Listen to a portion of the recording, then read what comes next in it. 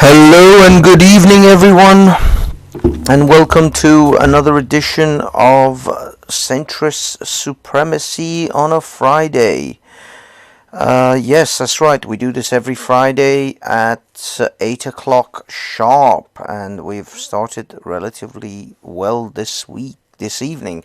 Well, when I say we, I mean me, because unfortunately our co-host is at the moment unavailable. Actually, I have to check because our co-host was going to be unavailable tonight. I don't know. Let me see.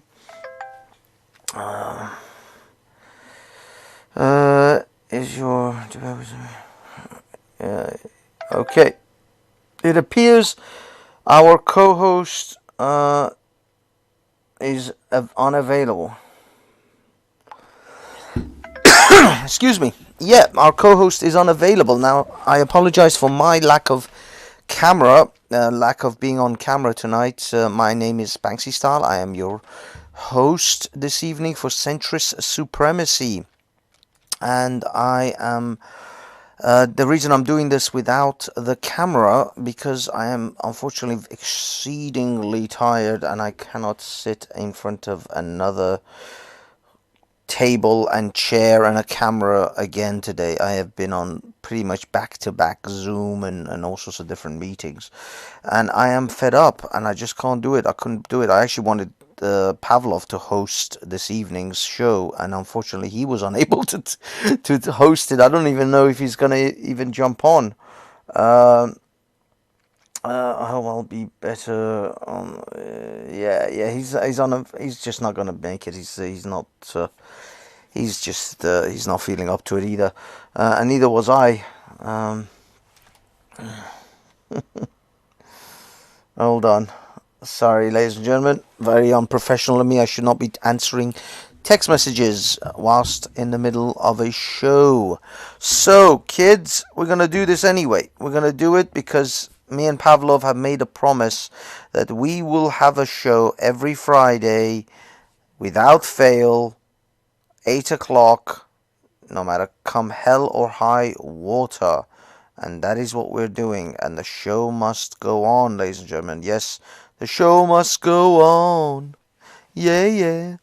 So we're gonna do it. We're gonna do it even if it's a 10-minute show, even if it's a 5-minute show, even if it's an hour show. I don't know. I'm gonna see if I can keep this baby bad boy rolling for an hour. But for now, we'll see. We will see how things unfold. Now, if we get a panel, maybe we can get it going for a bit longer.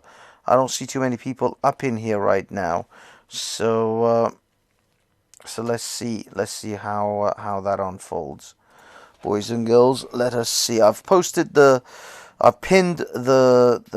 StreamYard link at the top, so anyone who wants to jump on may feel like it in a few minutes, though, because I've got a few things I want to rant about. Now, as I say, I'm very low energy tonight, so I apologize for my low energy sort of demeanor, but we're gonna get on this now. Let me first tweet out the link, tweet out the show, sorry, so that we get maybe some people interested perhaps to come along. And also let me see if I can send out this particular link for the show to my prospective audience, wherever they may be. I am just gonna see if I can make a post, pop it in the post there.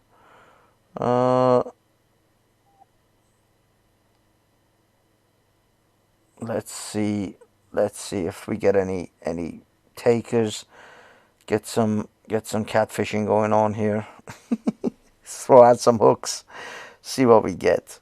So yeah, share some posts, share and like as always, guys. This is the highbrow version of what I do. This is as highbrow as I get anyway. But yeah, guys, help us out, share and like and all that jazz, because you know these days political shows on you know, mainstream platforms like Google, YouTube, Twitter, they don't get much. We don't get much help from the usual you know, suspects. So if you're out there, please do like, share, and subscribe. Mostly share. Sharing is what we need. Sharing is caring, people. So, what are we going to cover tonight? What are we going to talk about? Well, I was going to cover a few bits and bobs, mostly around the recent events, as we all know, unless you've been living under a rock, that excuse me, sorry, I got to drink some water. Got a very dry throat today. Been talking a lot though. So yeah, as we all know, this Mr. Donald Trump obviously has lost the election. But not only lost the election, but apparently he's also lost his Twitter account. He lost his election and he lost his Twitter account, which I'm not sure which is going to hurt Trump more. The Twitter account, losing the Twitter account, or the presidency. At this stage, we don't know for sure. But I can tell you that, yes, Mr. SJW, yeah, what's it called? The Castaway auditionee, Mr. Jack whatever, Jack Sparrow, God, I don't know what his name is, Jack, anyway, Jack Dorsey of Twitter has banned Mr. Donald Trump from the Twitter. And subsequently, just as Twitter banned Trump, knowing that, and you know, Trump will then is looking for another platform, and a very useful and a good platform. I'll be honest, that was very good. Was an alternative to Twitter, a very serious competitor for Twitter, which was called Parler. That's right, Parler. But of course, the oligarch that we call the big tech, Silicon Valley big techs, they colluded. Although I've got Facebook here, but Facebook banned Trump already as well, by the way. But Facebook isn't involved in this one. It's mostly the three other big ones, Apple, Amazon, and Google, colluded almost. You know, I mean, people say this is all conspiracy theory and this and that. This is nonsense. How can it be conspiracy theory when simultaneously Google removes Parler from their app Play Store, Apple removes them from their App Store, and then Amazon, which I'm sure is highly illegal or is certainly very questionable, especially anti-competitive laws must come into play here. They gave Parler 24-hour notice to move 300 servers. I mean, these are all virtual servers and stuff, but to literally move their servers off Amazon's web services, which is what Parler used to run their entire operation. So it wasn't just bad enough for Google and Apple to simply remove their app from their app store, because I mean, with Apple it's a bit harder, but with Google it's a piece of cake. You just download the app itself and just install it on your phone. Apple, you don't have to download things from the Google Play Store in order to install apps, but with Apple you do. With Apple it's everything through the App Store, unless you jailbreak your phone, and then there's a whole palaver behind that. So most of the time 90% of Apple users don't really jailbreak their phones. I'd say even 99%, because it's just too much hassle. But Google, no, you can get any APK app from Android and just install it without going through the Google Play Store whatsoever. Hell, there are other Play Stores, there are other app stores available, alternatives to Google's Play Store. So there's plenty of ways to get an app on an Android phone. But it doesn't matter. It doesn't matter. They didn't just remove their apps. They killed the business. They buried the business. And Amazon shut down their servers. And not only Amazon shut down their servers, their hosting company told them they have to move their domain name, Parler, I guess I know it was parler.com, whatever. And their lawyers fucking stopped working for them. This is crazy. This is absolutely unbelievable.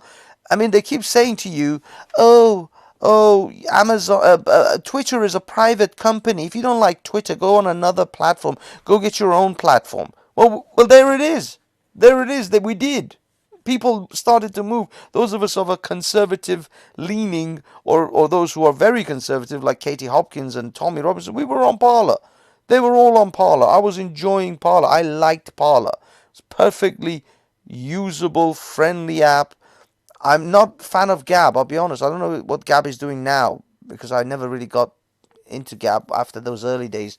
It was a bit off, and I never visited Gab. But I liked Parler. Parler was a very good substitute for Twitter. In fact, I think it was better than Twitter. I liked the features more than Twitter. And the people who I liked were on Twitter. So, what the hell? There was nothing wrong with Parler and nothing wrong with the way it worked.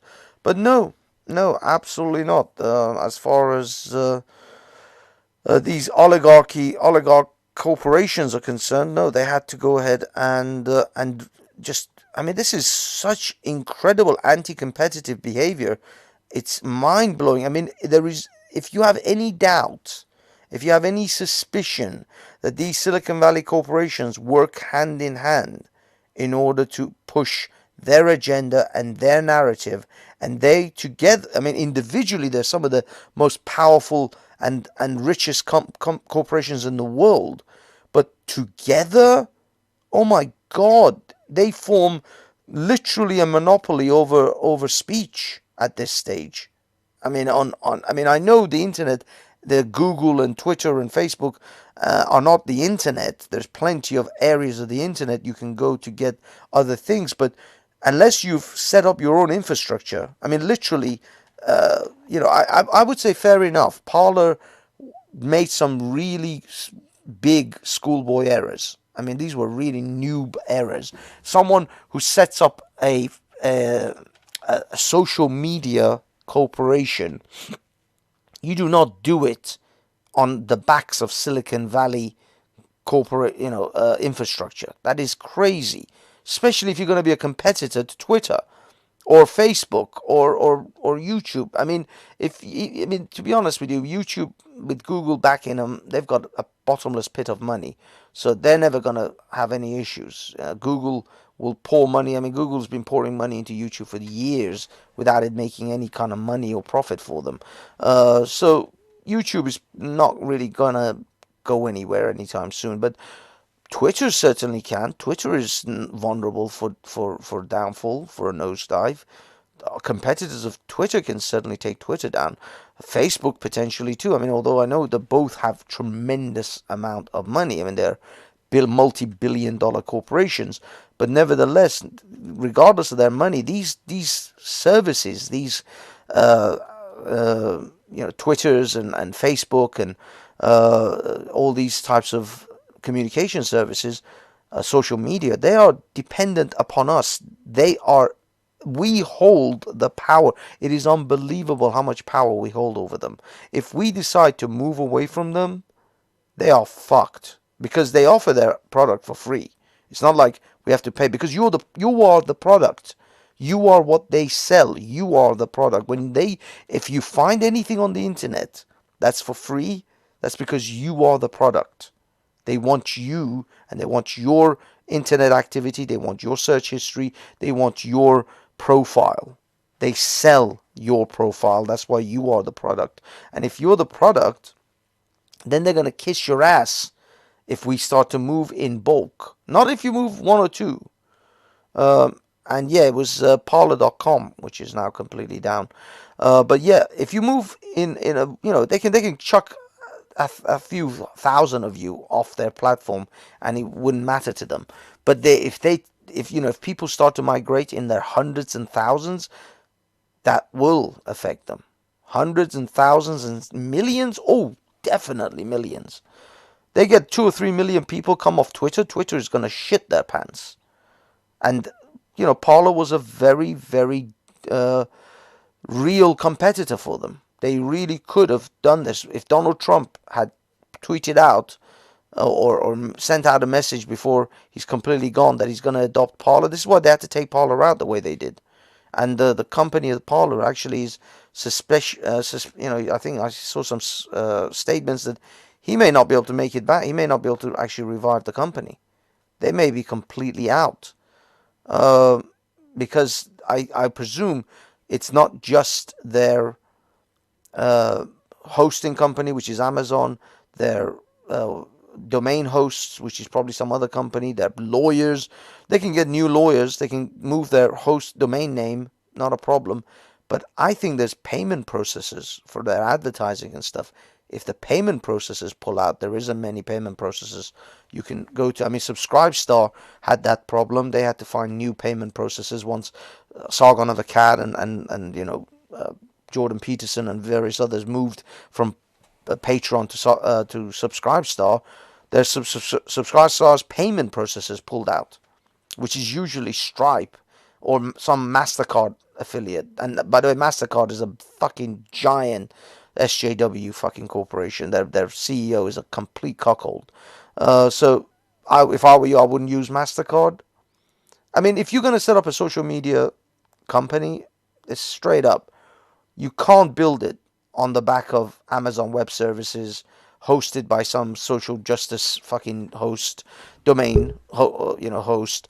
You got to make sure you plan it, even if you don't do it straight away, you should lay it out so that you have a pathway towards becoming independent of these social justice type leftists, Antifa type corporations. You can't be dependent on them. And actually, on that point, I would like to point out a new what's it called? A new social media platform that I found recently. I mean, they kind of approached me because I think they need some clout and they need some advertising. They approached Raj. I saw Raj advertise it, and then they sent me a message as well on Twitter. And basically it's called. I mean, I don't know. It's a novel idea, I guess. They've got a bit of a novel thing going on. It's called Speaker's Corner Online. Damn it, you guys can't see it either properly. Let me see if I can get this thing looking a little bit better, because I think I've obfuscated way too much of the top bar. I've got to increase the top bar a little bit so you guys can at least see what's happening. So yeah, I mean, I've created an account for myself, Banksy style. but also Centrist, Supremacy. They're called Speaker's Corner Online. I guess they're playing on the Speaker's Corner angle. Since everybody's banned from Speaker's Corner, they're advertised. They're using the name of Speaker's Corner, name recognition, and all that. I mean, it seems perfectly fine. It's very Facebook-esque, but they've got chat debate rooms, which is interesting. And by the way, I will be doing a debate with Zubaydah Al Arabiya, aka Chubby Thought, aka Hippo in a Hijab. I will be doing a debate with her in the Speaker's Corner thing tomorrow at 7 o'clock. So anyone listening, check it out tomorrow 7 o'clock. I will be there. But yeah, this is the Speaker's Corner thing. They've got like a timeline thing. It's usual Facebooky stuff. But they've got like these 3D rooms. I haven't properly checked them out, but I'll go into them at some point and see what's what. You can upload videos. Videos don't seem to be very, the file size has to be under 200 megs, so it's very small WhatsAppy type videos and TikTok type videos. You can't really upload big videos. They don't have the capacity by the looks of it at the moment. But you can upload photos, the usual Facebooky stuff. It's very Facebooky. It's alright. I mean, to be honest with you, at least I feel comfortable posting stuff on here. I don't feel like I'm going to get chucked off or banned or deleted or some bullshit. It's nerve-wracking making videos on YouTube these days, because it's like any second now, should I say this? Should I not say this? Will I get banned for this? Will this get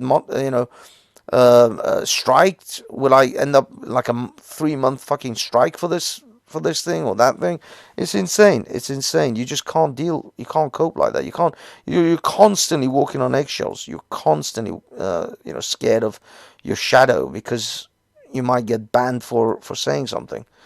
Yeah, I'm looking at Rumble as well. I'm definitely NCP. I know you messaged me saying that go to do I have an Rumble account? I don't have a Rumble account, not that I know of. So if you've seen Speaker Banksy style on there, that's not going to be me.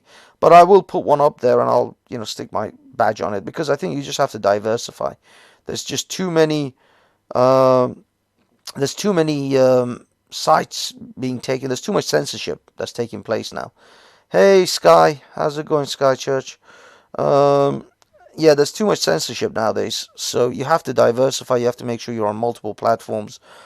And this Speaker's Corner one, because it kind of caught my attention because of the name. I suppose they've done a clever thing with the name. The name is kind of catchy, and I'm involved in the Speaker's Corner little bubble, so I thought, why not? And this is a beta thing that's happening. Also, the other thing is when it comes to new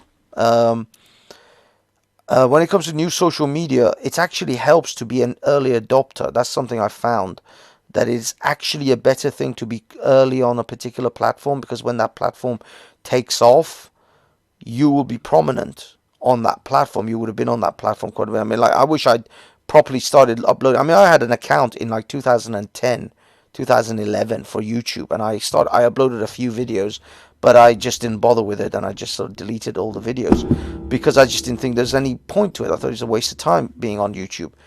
And now there are people who are multimillionaires because of YouTube. So if I'd kept it up at that time and just carried on posting and carried on doing things, who knows? I would have at least been a good few, maybe 20, 30, maybe 100,000 subscribers in. I don't know. I could have maybe adopted YouTube as a full-time job. But because I didn't pay attention and I didn't think it's going to go anywhere, I just left it. And I came back to it like 2016, which was kind of too late, the whole Gamergate and all that period. Anyway, what I'm saying is, generally, it's good to be an early adopter, and I think if this Speaker's Corner thing takes off, then maybe it's worth checking out. So if anybody's out there, yeah, I mean, you guys if you want to join the debate, or not join the debate, but if you want to be involved in the debate that I'm having with Zubaydah, you're definitely going to have to open an account on the Speaker's Corner site in order to jump in the debate room. But I will also be streaming it on my on my own stream. That's the whole reason I did the debate, is that if I can actually stream it on my own Banksy Star Live. So I will be streaming it on Banksy Star Live YouTube, as well as probably I'll restream it on like Twitch and all the others as well. But either way, I wasn't going to do the debate unless I could get something out of it. I mean, what's the point of talking to fucking Zubeda unless you're gonna get some sort of publicity out of it, and content for my channel at the very least. So that's what I'm doing tomorrow at 7. But yeah, as far as I mean, this is actually a message to even Rumble or Speaker's Corner Online or any social media company. If you're a social media company, you better be looking at building your own infrastructure. If you're building your entire company on Amazon Web Services or Google Web Services or Azure, you're crazy. You're absolutely out of your mind if you're building your infrastructure on those platforms, because they could pull the rug from under you in a heartbeat. I mean, I'll be surprised any new social media company is gonna want to, now after seeing what's happened to Parler.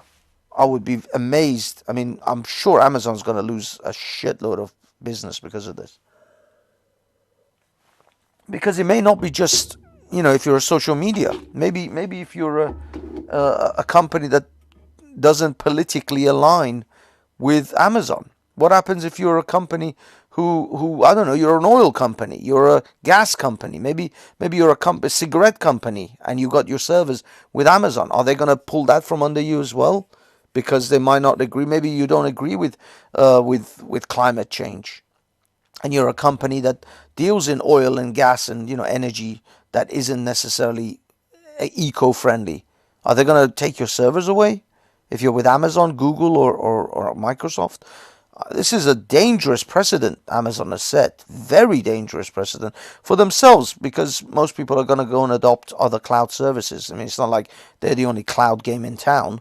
There's hundreds of clouds. But I mean, really, for Amazon, for Parler or any social media company, they should be looking at either A, buying their own servers, which I would if I were you, and I'd put it somewhere, I don't know, in some country that they don't have jurisdiction over.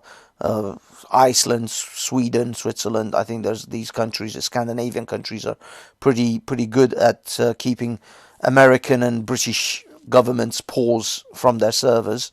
That's why Pirate Bay is still, active. There's a service called Cloudflare. Now I don't know. I've read some articles that recently Pirate Bay left Cloudflare and they've set up elsewhere. So I don't know, but yeah, definitely look into that. That's an area in which any social media company should consider putting their servers in that environment, and also DNSs. Get your hosting company that hosts your DNS in a company that doesn't censor you. That's not going to chuck you, just delete your or not delete, but get you to move your hosting name, parler.com, whatever. Within a short notice period. At least they'll be fair with you. So yeah, all of these things have to be. You have to start thinking about it. I'm sure you have to be, planning all of this in order to be able to actually move as and when you need it. You got to be sort of, flexible. Hey Tim, and NPC Sky. I think that's about it. I don't see anyone else. John London, big up everyone. So yeah. This to me really showed these guys really showed their hand. These social media or these tech giants in Silicon Valley, they showed their hand with Parler tremendously. I mean, wow, to literally shut down their servers in a 24-hour notice. That is some serious anti-competitive behavior. I mean, I hope that Parler has found some really good lawyers and are going to sue the living shit out of Amazon. Jeff Bezos can certainly afford it.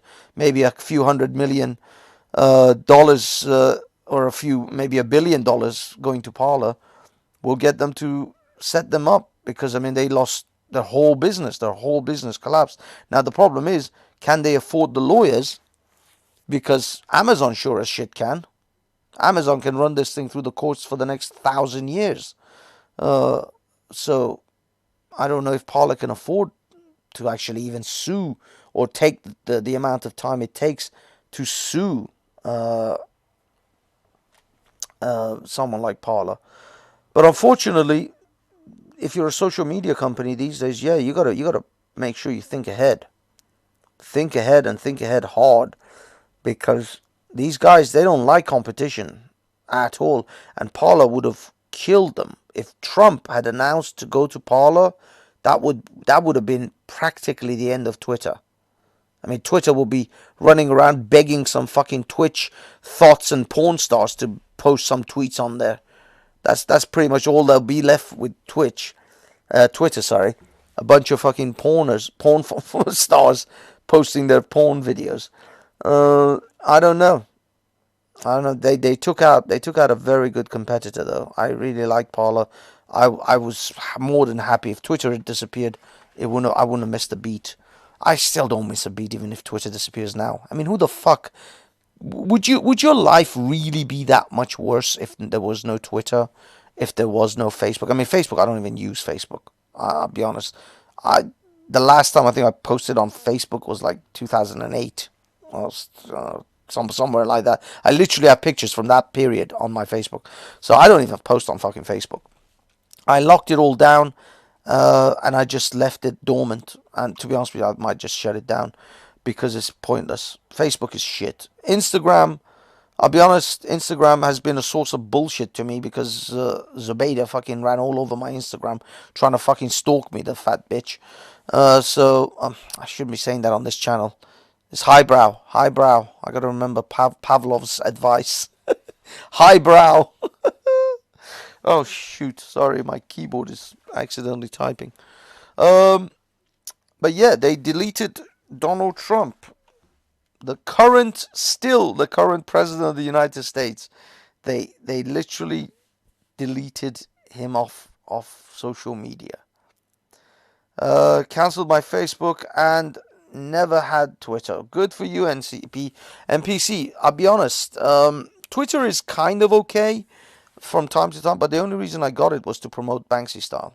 And also, Atheist Steve, he's on Twitter. He's not really on YouTube. So if I want to communicate with him, I have to be on Twitter to do that. So it's like necessity, really.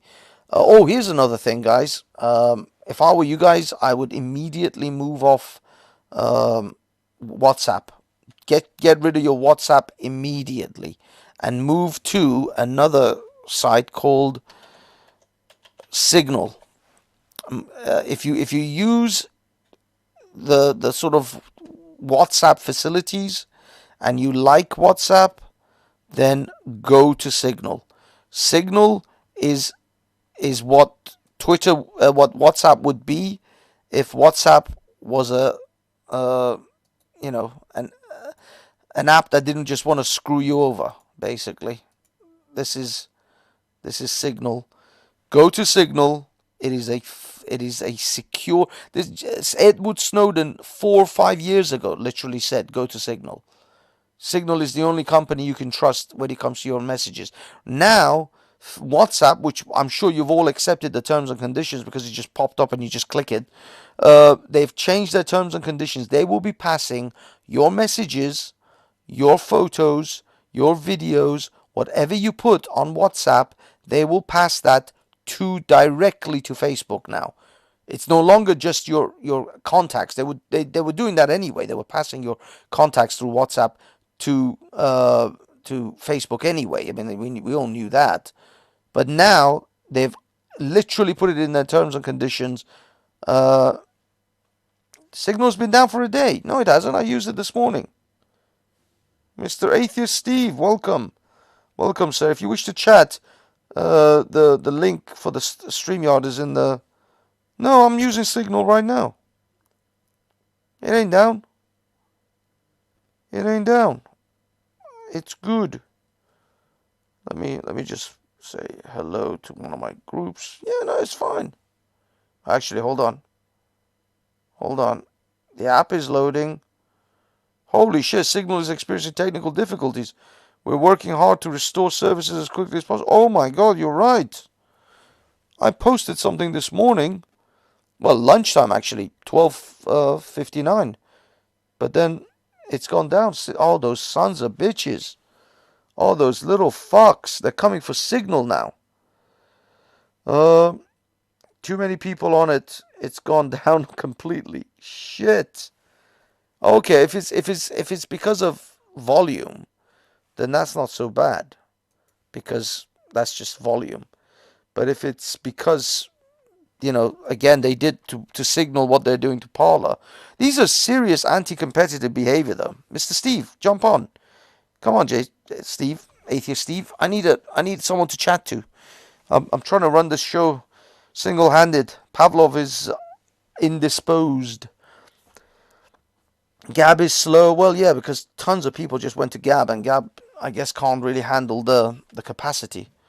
They're finding, they're probably getting overwhelmed because, let's be honest, all of the Parler people probably started piling onto Gab.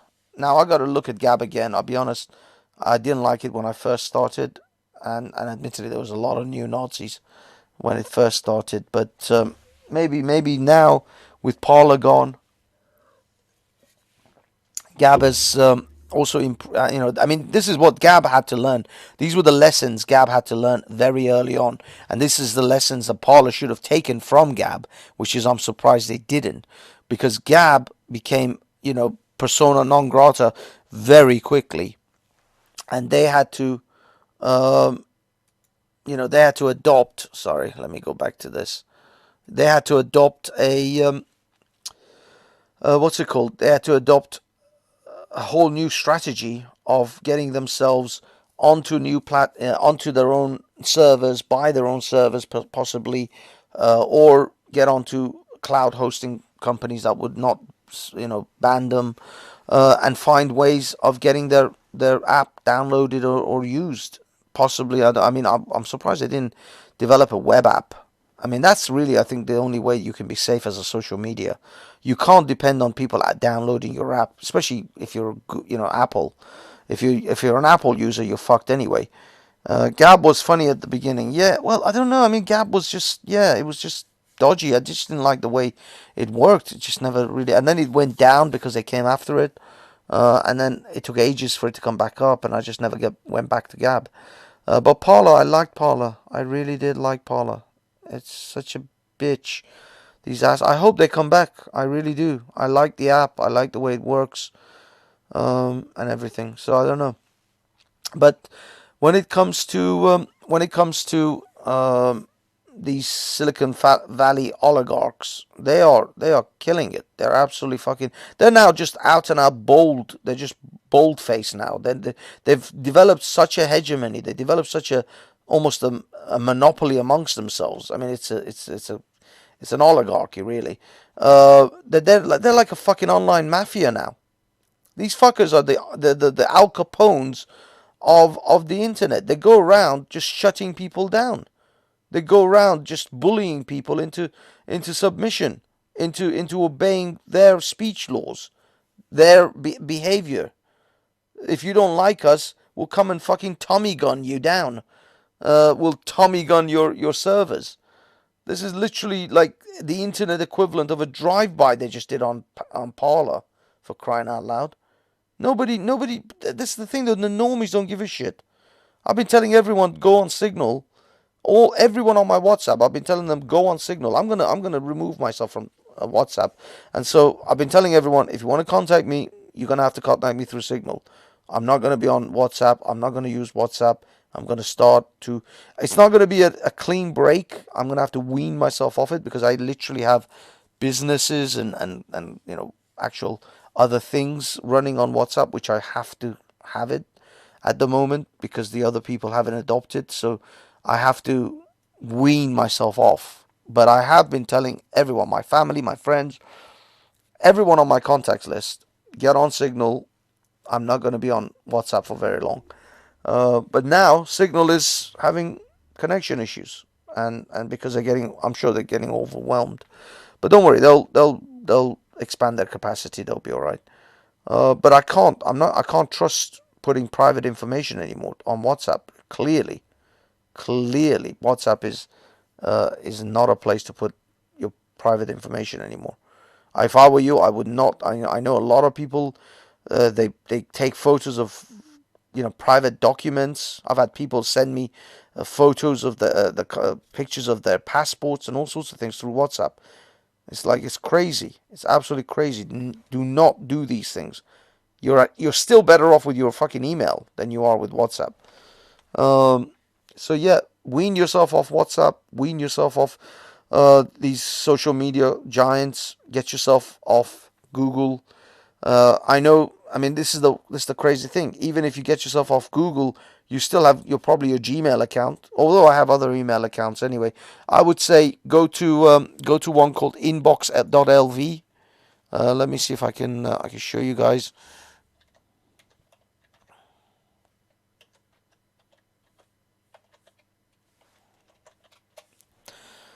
Yep, this is a Latvian email service.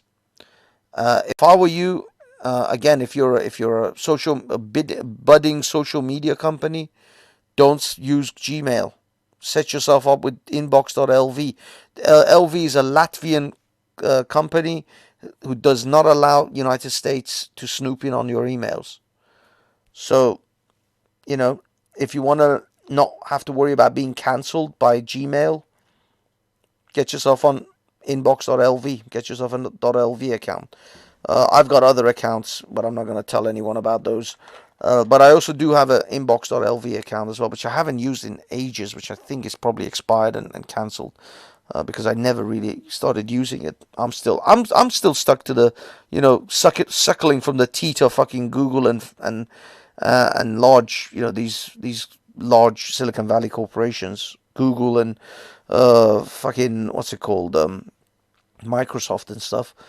Just wean yourself off these things, guys. Slowly but surely, get yourselves off these sites. Shit, is anyone coming in the back chat? No, there's no one in the StreamYard. By the way, the chat is open for anyone who wants to, put their 2 cents forward. Ned, you want to jump on, Ned? Because admittedly, I'm 40 minutes in. To be honest with you, I would rather just end this show and just go and, molest my genitals vigorously. It's Friday night. I just want to relax. I honestly don't want to. I don't want to stress myself out too much. But if you want any advice, my advice is slowly but surely wean yourself off Silicon Valley products. Get yourself off their email servers. Get yourself off their Twitters and their social media. And get onto their competitors. You like Facebook. Facebook. Go to Speaker's Corner Online. Go to Minds. Other places. You like Twitter. Well, at the moment there was Parler, but Parler isn't there. Just find Gab. There must be other Twitter clones out there. What else? If you like your video streaming, go to BitChute. There's another one, BitChute. Admittedly, it's not video streaming; it's video, just videos archived. I mean, it's so. We need Ned. Do we need Ned? Do we really, Ned? Ned, are you prepared to have a conversation? So Trump could do nothing about being dumped. Well, that's exactly what they did.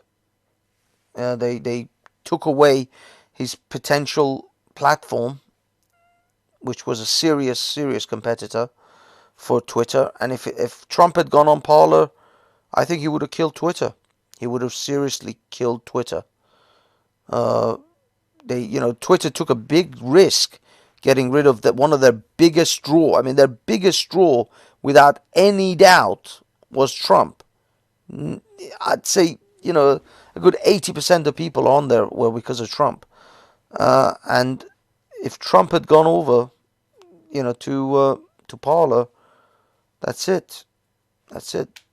Twitter would be a fucking skeleton of a social media service. So fuck them. But that's how it is, man. Right now, these are the risks. I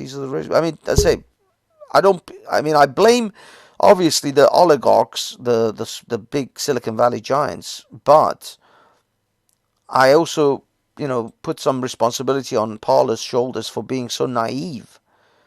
These guys were so naive. They thought, oh no, these Silicon Valley people love us. They're okay. Hey, here's Ned. Ned, the man himself. What's up, Ned? I'm good, thanks. I'm really, really good. I'll only come on for 2 minutes because but it's a terrible thing that's happening. It's actually quite frightening. I've not seen anything like this before. If you try and check out the Spectator site, it's not on YouTube. There is a Spectator account. You go onto that, Okay. and Andrew Neil talks to Twitter ex-exec who I think has now joined the Biden administration or will be, and he was actually saying, well, it's very regrettable. This is a sign. Jack has actually said that this is a sign of failure, that it shouldn't have come to this. I mean, it's like a parent who sort of strikes their child and says, this is going to hurt me more than it's going to hurt you. Bollocks, that is going to hurt me. Fucking Really, hell. well, it really is. I mean, I won't stay on too long because I mean, last week I saw bloody Pavlov saying I had to lie to finish the show, fucker, right? Yeah, I had to listen. If you fucking said that, well, that went on for 90 minutes more than it should have. Well, if you think that the show's starting to flag or it's finishing once that Steve jumps off, just sort of say, look, listen, lads, we've had a good run. We've run for about 90 minutes. Perhaps it's time that we stop the show. It just fucking carrying it on and then bitching about it. Right. Anyway, that's going off the subject. Were you upset about that, Ned? Did that sting you in some form or fashion? But I won't stay on for too long because Stay on, dude. Stay as long as you want. I don't mind. No. I'm not having Pavlov coming on and lying. No. Pavlov is not on tonight. He couldn't make it. He couldn't make the show tonight because he just wasn't up to it. Right. Okay. So I'm running this solo. Right. Well, you see, the thing is, if this was Raj would be able to take this into the early hours. Of course. He would be able to talk about this until about 5. Yeah, no, the thing is, Raj doesn't talk about these things. Have you ever seen Raj talk about any substantial political, conversation, apart from Khalistan, some, Punjabi fucking affairs? At the moment, yeah. The Sikh thing and farmers thing at the moment. He talks about like his own stuff, but I've never really seen Raj sit and discuss the Brexit or current political stuff for more than 20 minutes. I just he doesn't. He's good at ranting on about fucking trivial shit about Sir Faz. He can talk about Sir Faz and some Halima and shit for 4 hours. He can't talk about the global political free speech that's been destroyed. Western civilization is one of the pillars of Western civilization, which is our free speech. He can't talk about that for more than 10 minutes. It's like, dude, where's your fucking priorities at? You're talking about Sir Faz and some loudmouth fucking woman he had on her fucking show for 4 hours. The strange thing is, I don't know about anybody else, but I find that strangely hypnotic. I actually go for a run in the mornings, and he's been on all night, and I find he's sort of thing that's been on. And I'll go for a run, and I'll just be listening to him, sort of wittering on for bloody hours, about nothing, exactly as you say. But I find it strangely hypnotic. I can't switch it off. Maybe it's a form of meditation whilst running. You can sort of run and listen. It's white noise, effectively. Well, no. I tell you what, it's like a kind of. I like Raj. I like Raj a lot, but it's also a bit of. There's like a kind of dark side. There's a sort of. I think he's sort of fucking with some pretty pretty sort of unpredictable sort of forces. And I'm sure that the people that he's talking about are quite harmless and quite harmless, in their own way. I it's like a mixed bag. I wouldn't say harmless in a complete sense because some of these people go after other people and try to like. I mean, come on, they've been going after Raj. They've been trying to what's it called? Dox him. They have doxed him. They went after his sister. They're sending death letters and warning letters to his fucking Well, disabled sister. that's That's what I not mean. harmless. No, That's no, a no, no, no, no, bitch no, now. no, no, no, no, no. But I mean, also there's this thing that I think, like with Hatoun, that it's not the people that are making the noise; it's the people in the background that are listening online, and they sort of decide, I'm going to do something about this. Mm. You know what I mean? And it's like that guy that just suddenly appeared out of nowhere, totally unknown to anybody, who thumped her and then sort of said, "I'm a Christian," Oh, right? okay.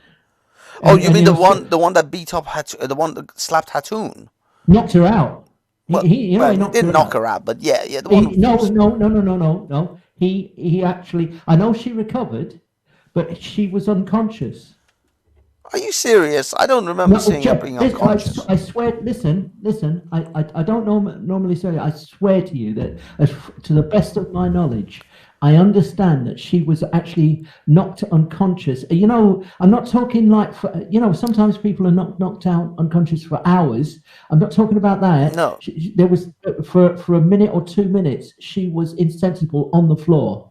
Yeah, I mean, I think of course she had, trauma. I mean, that was a pretty No, that's serious knocked out. hit. She collapsed. But She yeah, that's what I mean. So she probably had dizziness. But I mean, knocked out. I mean, when I think of knockouts, I think of boxing. I think of MMA. Knocked out cold. She was probably, as I say, concussed, but not concussed. Okay, okay, unconscious. She okay. didn't. I don't think she Well, lost also, consciousness. That's. I didn't see that aspect of it. But yeah, of well, course she was. She I was. would have thought she was on the floor, completely lost, lost to the world, Yeah, not yeah. conscious, That's what I mean. right? She was. She got a She surely concussion. she's knocked out. Isn't that? Well, I know, even if it's just for 2 minutes, isn't but that knocked out? yeah, but I mean, either way, I mean, whatever, however much of it, it was a disgustingly hard, bad thing. It was a Oh yeah, disgusting act, and the guy afterwards, because the Muslims, this is the thing, I heard the Muslims coached him, saying, "Say you're Christian, otherwise they're going to blame Islam and Muslims for this," and that's why the guy screamed out what he did. But he's fucking Muslim. It's so obvious he's fucking Muslim. It's unbelievable. Well, that's the thing that worries me about Raj, is that there's going to be some idiot out there that has never been seen. He's not on the radar. He's not got a name. He's not got a presence. He doesn't come onto the streams. Doesn't make any comments. He's totally unknown, and he will do something evil. I And mean, that's that's always a and that's given. and I like Raj, and it's really interesting that the cops. Sorry, but the cops sort of, they can't mount. They don't have the personnel to actually be able to sort of guard Hatoun or people like Raj, like, at all, right? They can't give her any kind of protection at all, and so they are liable to any violence that comes their way. And the only thing that the police can do to them, it seems, is to say, look, can you withdraw from the internet? Can you withdraw from Speaker's Corner? Yeah, yeah. The Right? police's solution to keeping you safe, because they clearly know they don't have the manpower or the capacity to watch you or protect you 24/7. Their solution to most of this is, we can't stop the crazies because there's too many of them and they're unknown. But we can tell this. We can silence this person. So their solution is, shut your mouth, keep your head down, and just disappear into the background, and that way you'll be safe. Because the police absolutely can't keep you safe. I told Hatoun this many times, or at least I tried to. I was on her stream one time through Skype, and I said to her, "Look, you and I both come from that part of the world. You know the zealotry that goes on in that part of the world, the way the people are. You know Muslims Don't pretend you're some American. If a white person, if you, Ned, were naive enough to say shit about Islam and not know that, and be naive about its consequences, I would say fair enough. You grew up in this country, you grew up in a world very different from the Muslim world. So you don't understand the Muslim world, so you don't recognize the dangers that exist in that world. Hatun does. Hatun should not be under any illusion. I'm in the home of free speech. That doesn't mean shit. Home of free speech. Your words of home of free speech. No, there is no scenario in which that's going to stop a punch. That's going to stop a stick. A bat going across your head. That's not going to stop a knife entering your fucking chest. Or worse. I mean, there are worse things that could happen, and God, the trouble is that there are people out there. Yes. This is not. This isn't some sort of mouthy drunk.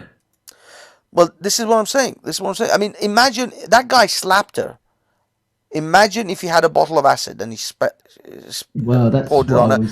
She would have been violently scarred for life. Let's not go there, Bags. No, I mean, the thing is, these are realities, dude. Well. I'm not saying, don't. It's the reality of the world in which we live in. The police won't be able to even stop it, even if the police officer, even if Steve Barnes was standing next to Hatun, he still can't stop someone walking up with a glass or a cup and just splashing her with fucking acid.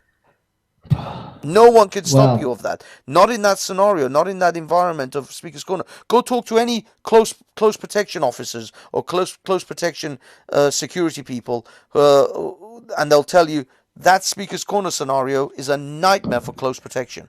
No one can stop you from being attacked. Nigel Farage had, like real professional bodyguards around him, and he got milkshaked, didn't he? Yeah. Tommy Robinson probably surrounded by a whole lot of guys that were keeping an eye for him. Yeah. And the guy milkshaked him. And got milkshaked. Fucking Sargon of Akkad had kippers thrown at him. I'm not joking. He had kippers thrown at him. Someone threw kippers at Sargon of Akkad. That was unbelievable. Simon Sideways was his minder at one point.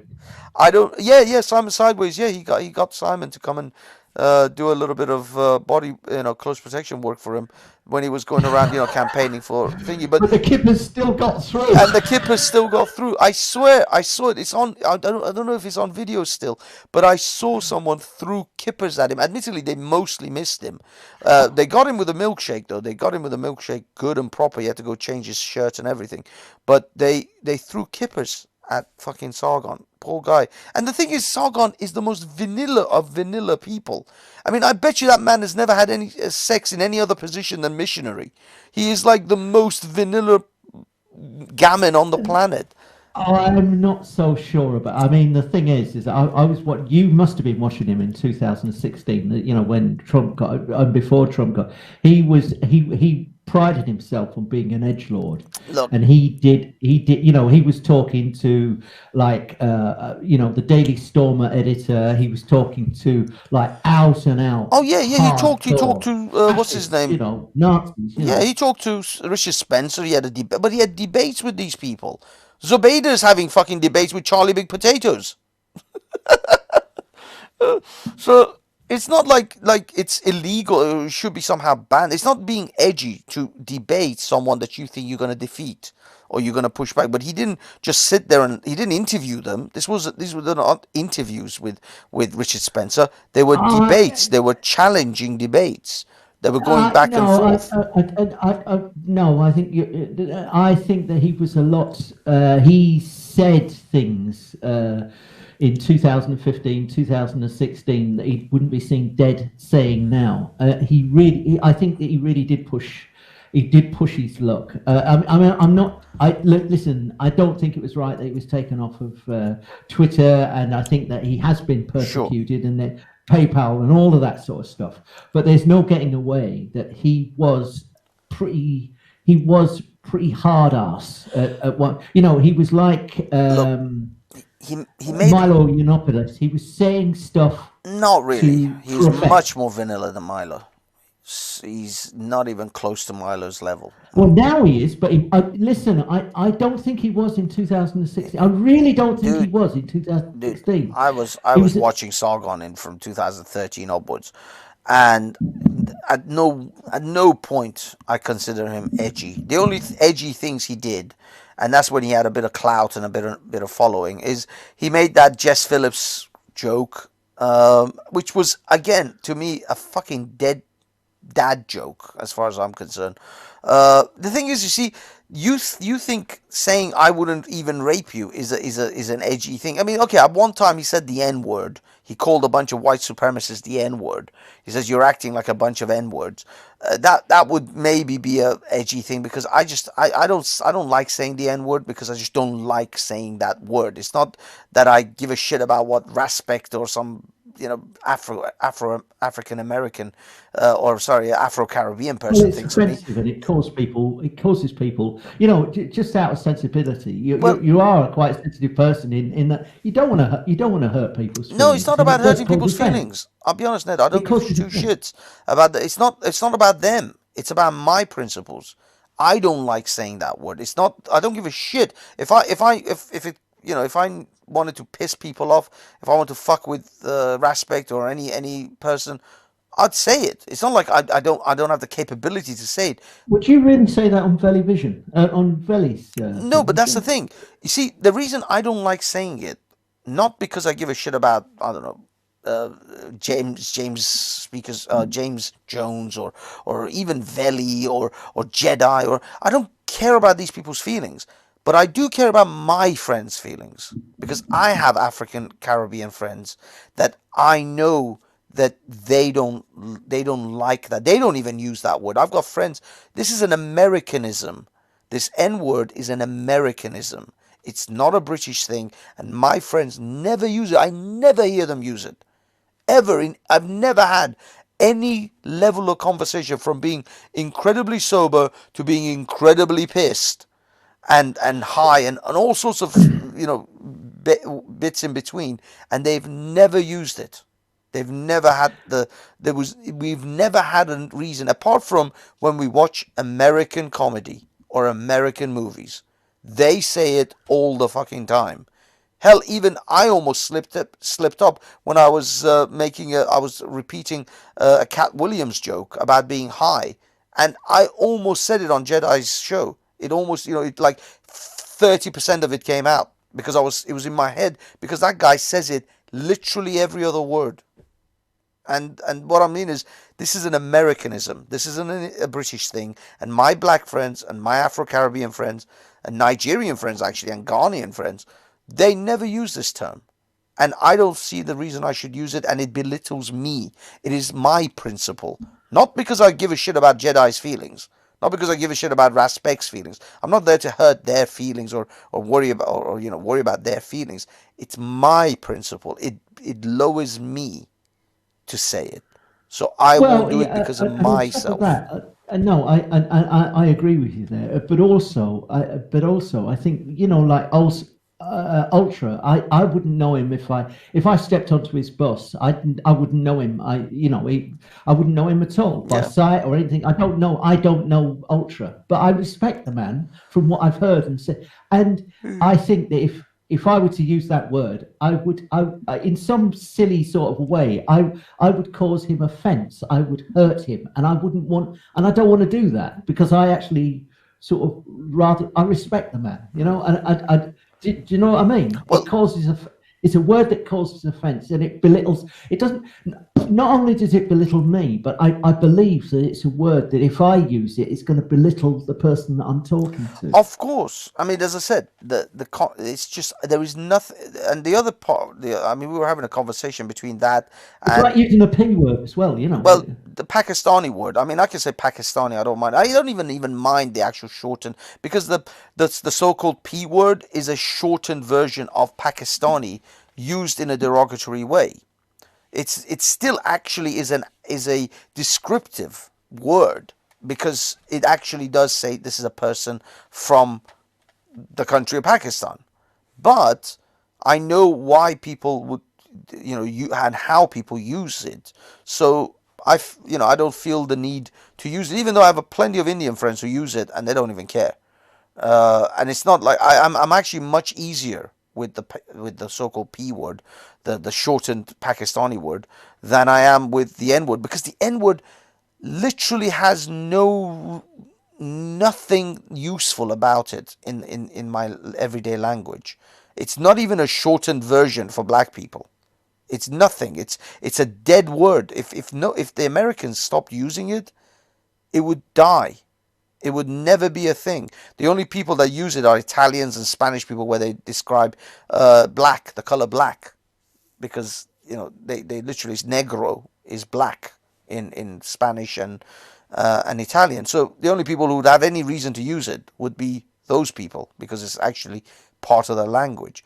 But otherwise, it would die. It would be a word that would just simply die, and it would remain as a historical thing. Latin and shit. People don't speak Latin anymore. So that's it. That's, for me, that's how I see it. That's the difference. Do you know, there's 6 people listening to this, and two of them are you and me, right? 4 people. I think one of them's Raj. Raj was in chat just a second No, ago. that's not Raj. I think that's a clone. Because... it's a clone, right? The thing is that it might have something to do with your name, because there's been a couple of times when I've tried to actually find you, and I can never fucking remember your name. This centralist supremacist, or centrist supremacy, or centralist, whatever your name is, I can never remember it.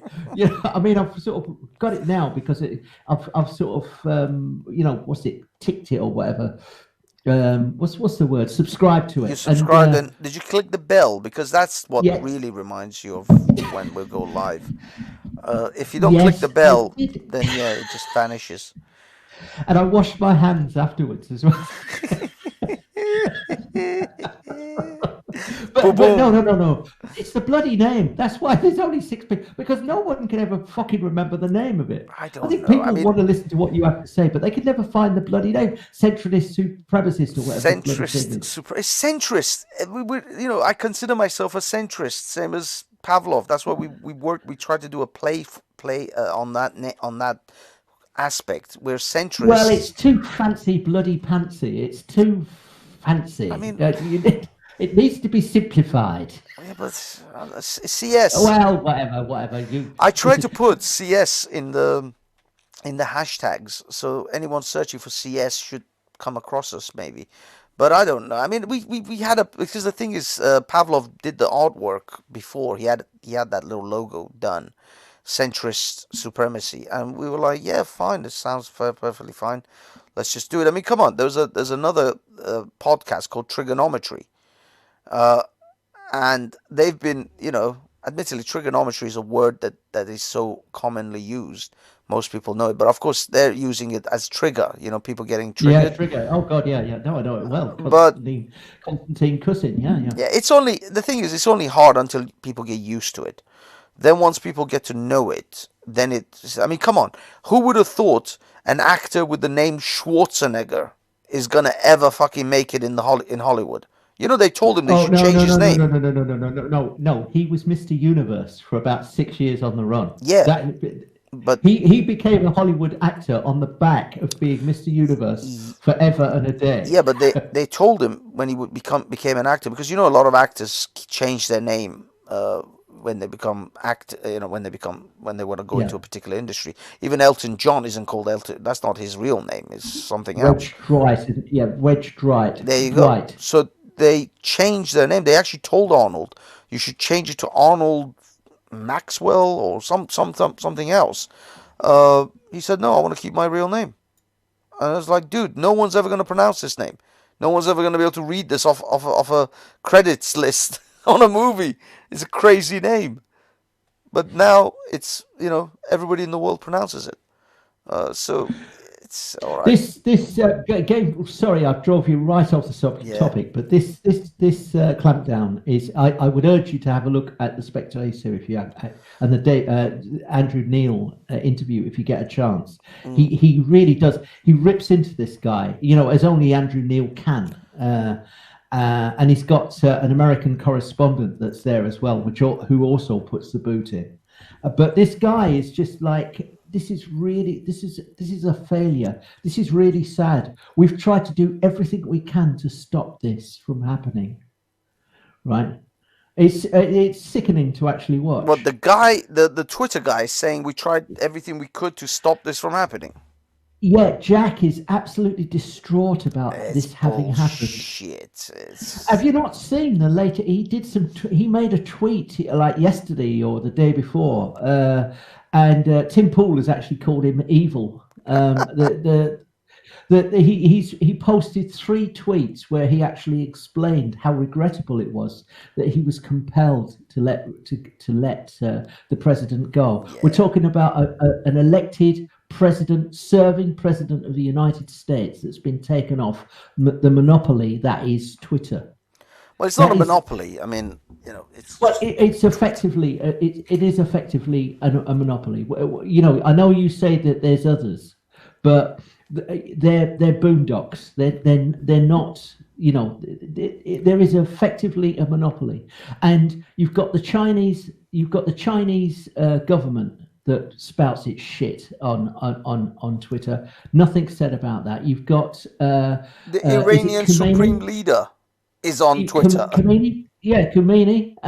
There's, the Ku Klux Klan, all sorts of other, kill the pigs, all this fry like bacon. Oh yeah, That's yeah. Black Lives that's Matter the stuff. thing. Yeah. The thing is that the trouble is that it seems that there's certain people that can say and do whatever they like, and then there's other people that will get, and they only did it now because Trump is in his dying days. He's like a week from the end, and there's nothing he can do about it. It's too late Yeah, now. but this is why it's BS. I mean, with the whole thing about Parler and taking Parler down because of incitement to violence. David Wood did this brilliant video pointing out the amount of times there's literally a hashtag called "kill the N-word."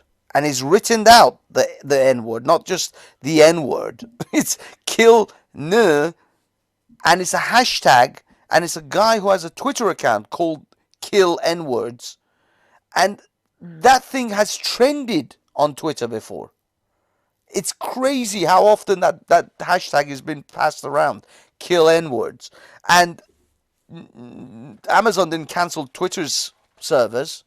They didn't take Twitter offline because of that. And there's literally, he just went through dozens of examples of people talking about killing this guy, attack this guy, kill that guy, all sorts of things on Twitter. Twitter is constantly full of just Well, the thing is that nonsense. if this had happened 6 months ago, think about it. What happened to Trump, if this had happened 6 months ago, the Congress could have done something about it. They would have, there was still a majority in the Senate, Republican majority in the Senate. Now they've lost all their power Yes. in the This is why they in the did it president. now.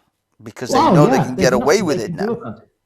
There's absolutely nothing. And the frightening thing is that because they've got complete control of the free arms of the executive, Congress Branches. and the free branch, 2 branches. They haven't got the judiciary. They Yeah. haven't got the Supreme Court. Yeah. But the thing is, one thing that they will be able to change is the Electoral College. So it'll be a majority vote. You know that Hillary won the majority. She got more votes than Trump, Yeah, but yeah. she lost the election, right? Because it's first come, first serve, and you have to take into account all the flyover states. Yeah. They can get rid of that. They have the power now. You need two-thirds majority to make a constitutional change, and they can do that now. And that will actually mean that most of the votes are on the coasts, and most people on the coasts vote for Democrats. Most Republicans are in the flyover states. Yeah, but this is the reason why the Electoral College exists, because if there was no Electoral College, literally New York and California would dictate almost every election, because they do carry the most amount of people.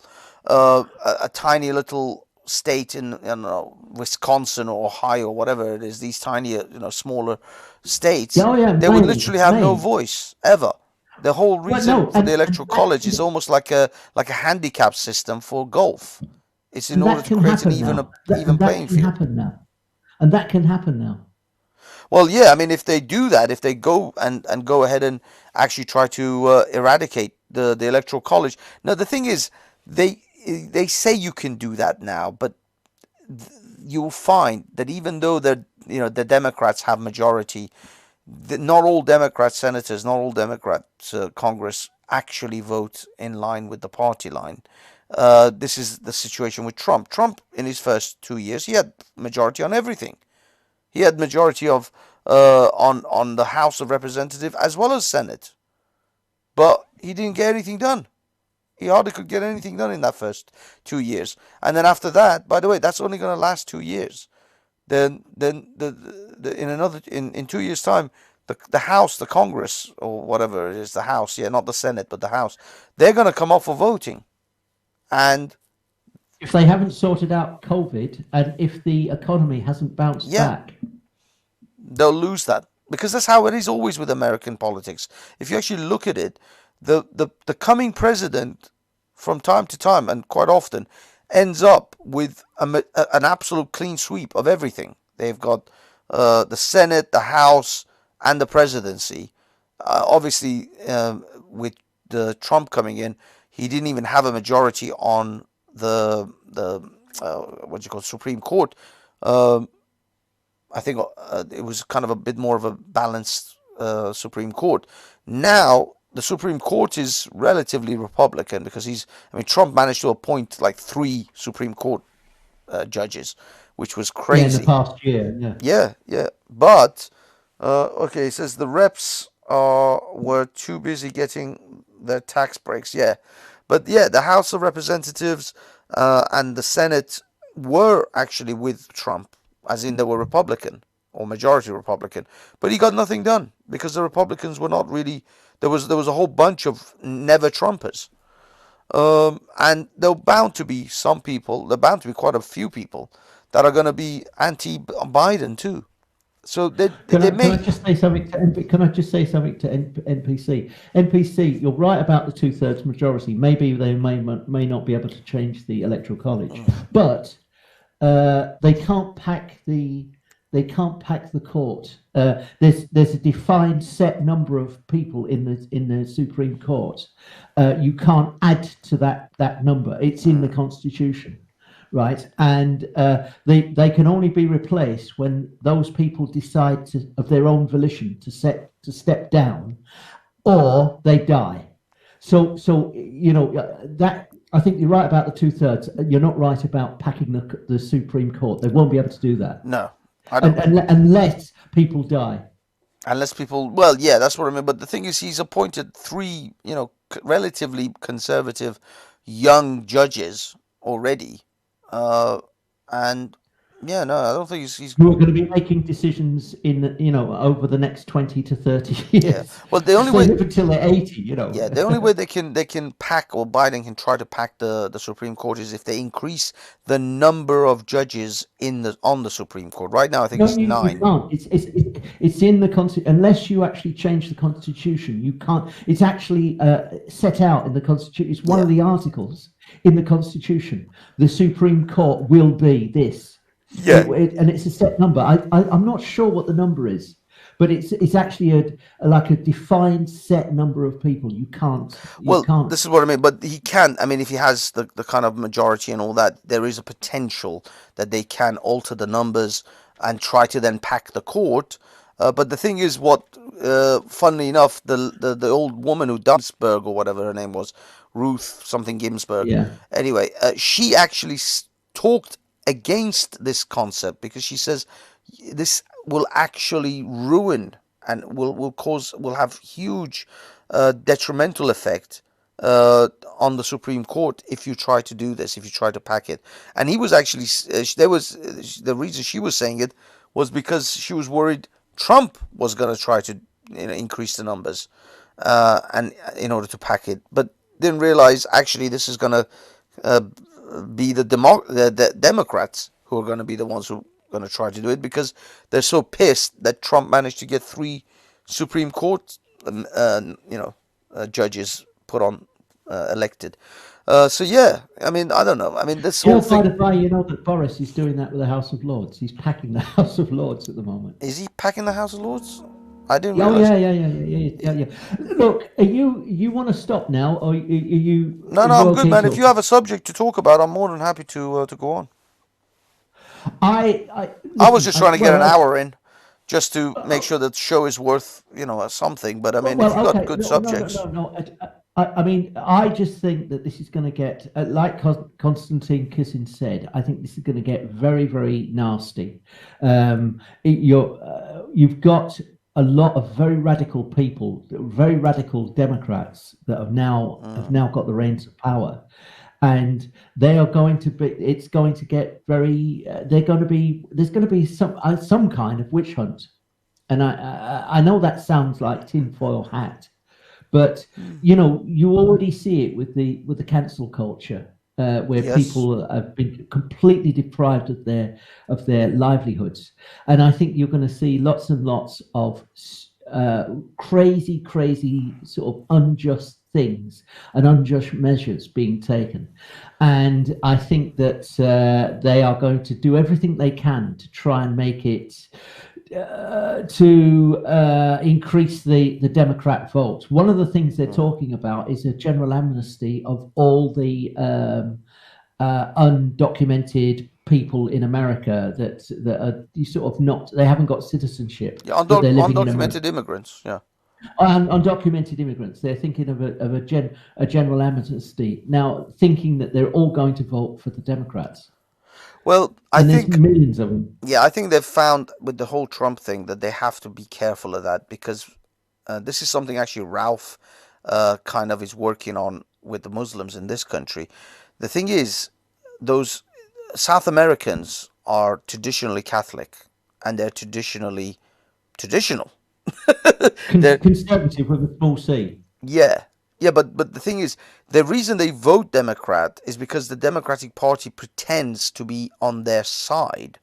But actually, with this woke shit and all this transgender stuff, that is making a lot of these, traditionally Catholic people who are like Mexicans and Colombians and Cubans and stuff, very, very nervous because they're like, these guys, they're supporting all this transgender LGBT causes, and we're not on board with that. Whilst they're because they're traditionally their politics would lie with the Republicans, with anti-abortion, with more churches and more sort of conservative ideas.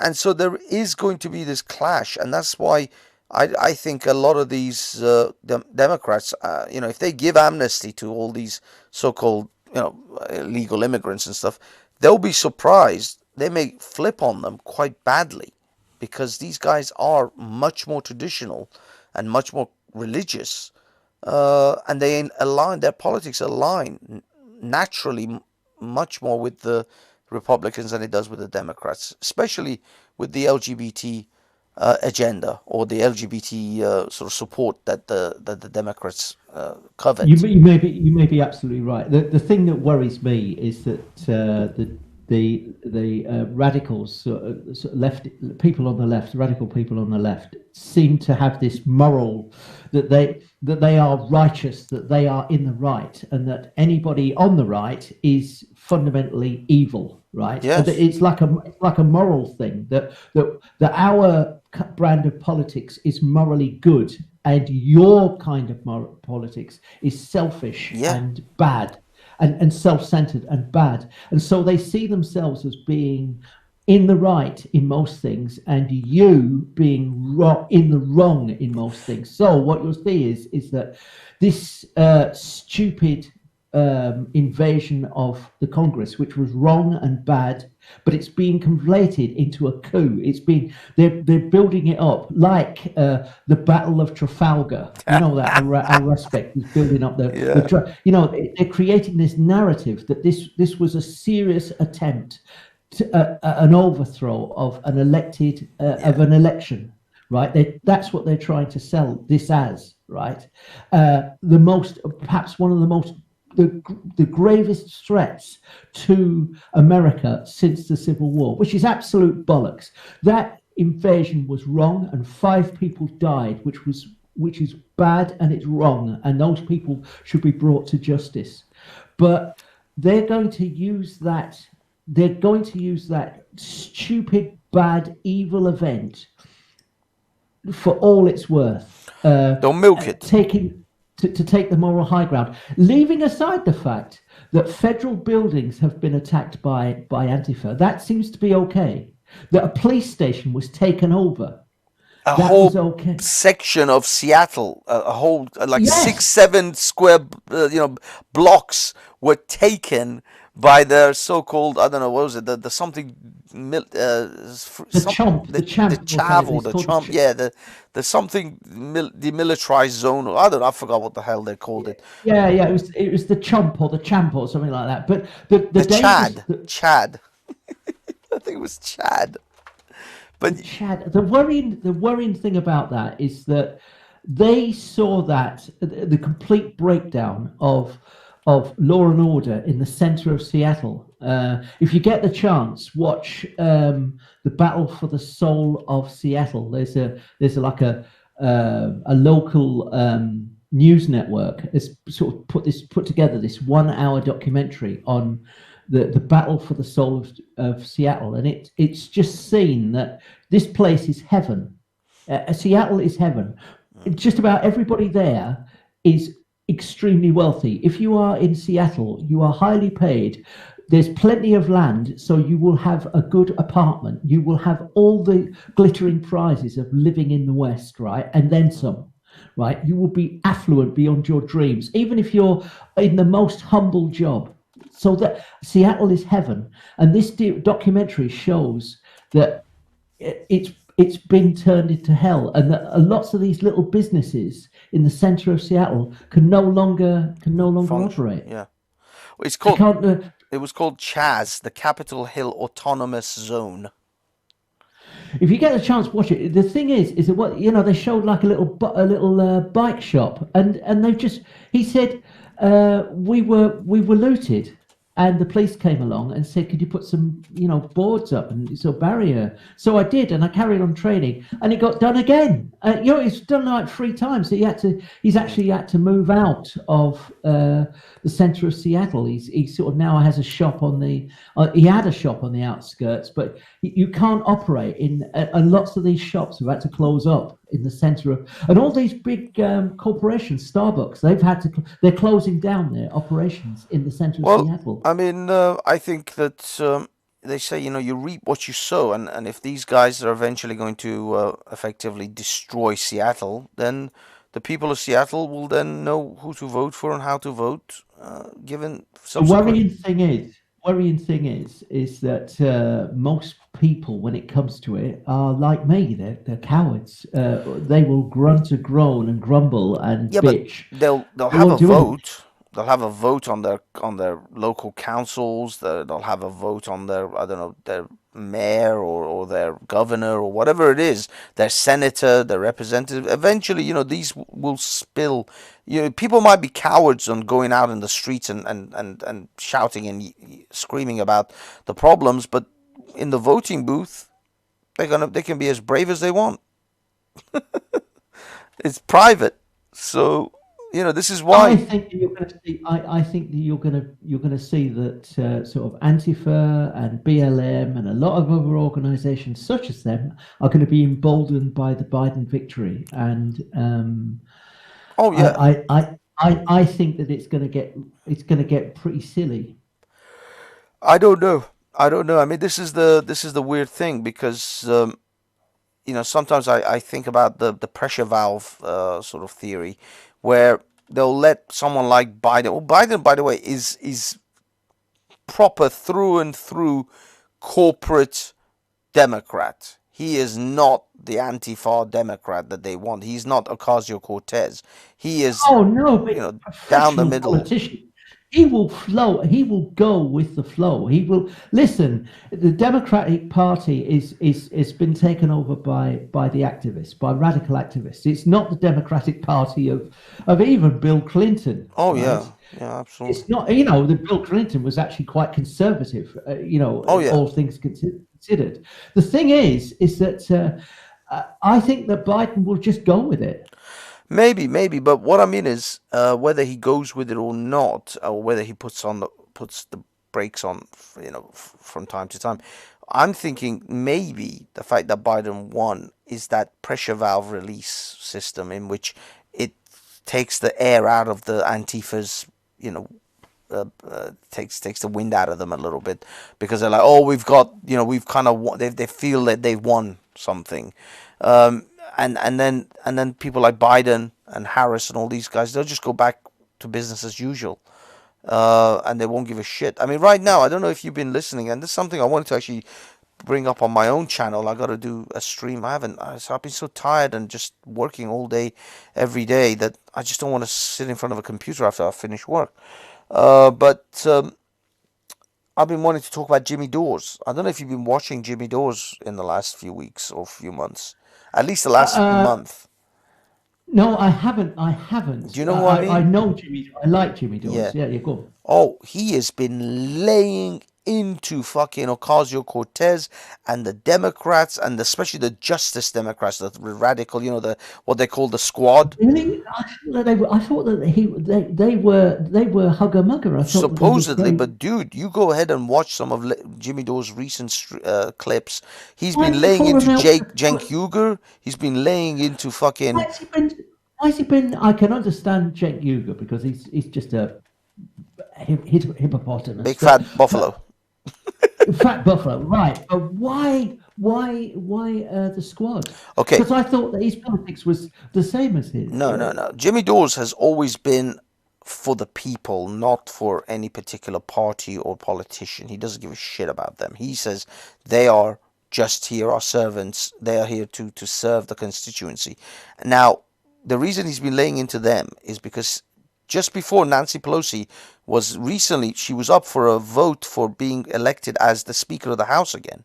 And so they said, and he was pushing for Medicare for all, because this is his big thing, is to try to get the effectively a national health system for America. And he said, right now, this was before Nancy Pelosi's election for Speaker of the House, people like Ocasio-Cortez and the squad have to put it on the table that they will not vote for Pelosi unless she chairs or she announces or something that they do for a Medicare for all policy, a bill to be introduced for Medicare for all. Not Obamacare, no, none of that bullshit. Medicare for all. British style NHS, a Canadian, Australian style, NHS. And the thing is, when he pushed for this, he said, look, right now, this is it. This is it. We've got the House, we've got the Senate, we've got the presidency. This is the time. This is the time you guys were fucking bitching about for years, saying as soon as we have power, we'll give everyone Medicare for all. Well, there you go. You've got the power now. Now you have to say to Nancy Pelosi, we will not vote for you unless you forward a motion for a bill to be presented for Medicare for all. And the squad didn't do it. The squad, Ocasio-Cortez, all of these lot, they didn't do it. They didn't push for that vote. And Jimmy Dawes has been tearing into them. And the fucked up thing is, the Young Turks took the Ocasio-Cortez's side and said, no, no, this is not the right time. We have to be strategic. We have to play the politics This game. is the very And best side. This is oh, the best dude, time. This is the best time to do that. this was the best time. It's gone now because they voted for Pelosi. But the fact was that he was pushing to get them to hold Pelosi's feet to the fire, Feet to the and fire. Yeah. say, if you don't motion a bill or something for the Medicare for all, you won't get the vote from us to for the speakers, the A role of the lot of speaker. commentators said that was Obama's biggest failure. That when he first came to power, there was such a feeling of support for him and love for the man that Yeah. he could have passed like an NHS style or a French style or a German Oh style yeah. or an Australian Canadian. He had that power when he first came to, and I think he may have actually said at one particular point, I may be wrong on this, but I think he sort of has intimated that he regrets that he didn't actually strike when the iron was hot. Yes, yeah, exactly, exactly. And they all do because they all fall into this politics trap. They all become, they say, power corrupts and absolute power corrupts absolutely. Power corrupts. As Ocasio-Cortez, apparently, I mean, there are some rumors that she wasn't, but apparently some fucking, you know, lower middle class waitress came out of nothing and became a senator. And so she was supposedly she ran on the whole gambit of I am just a waitress.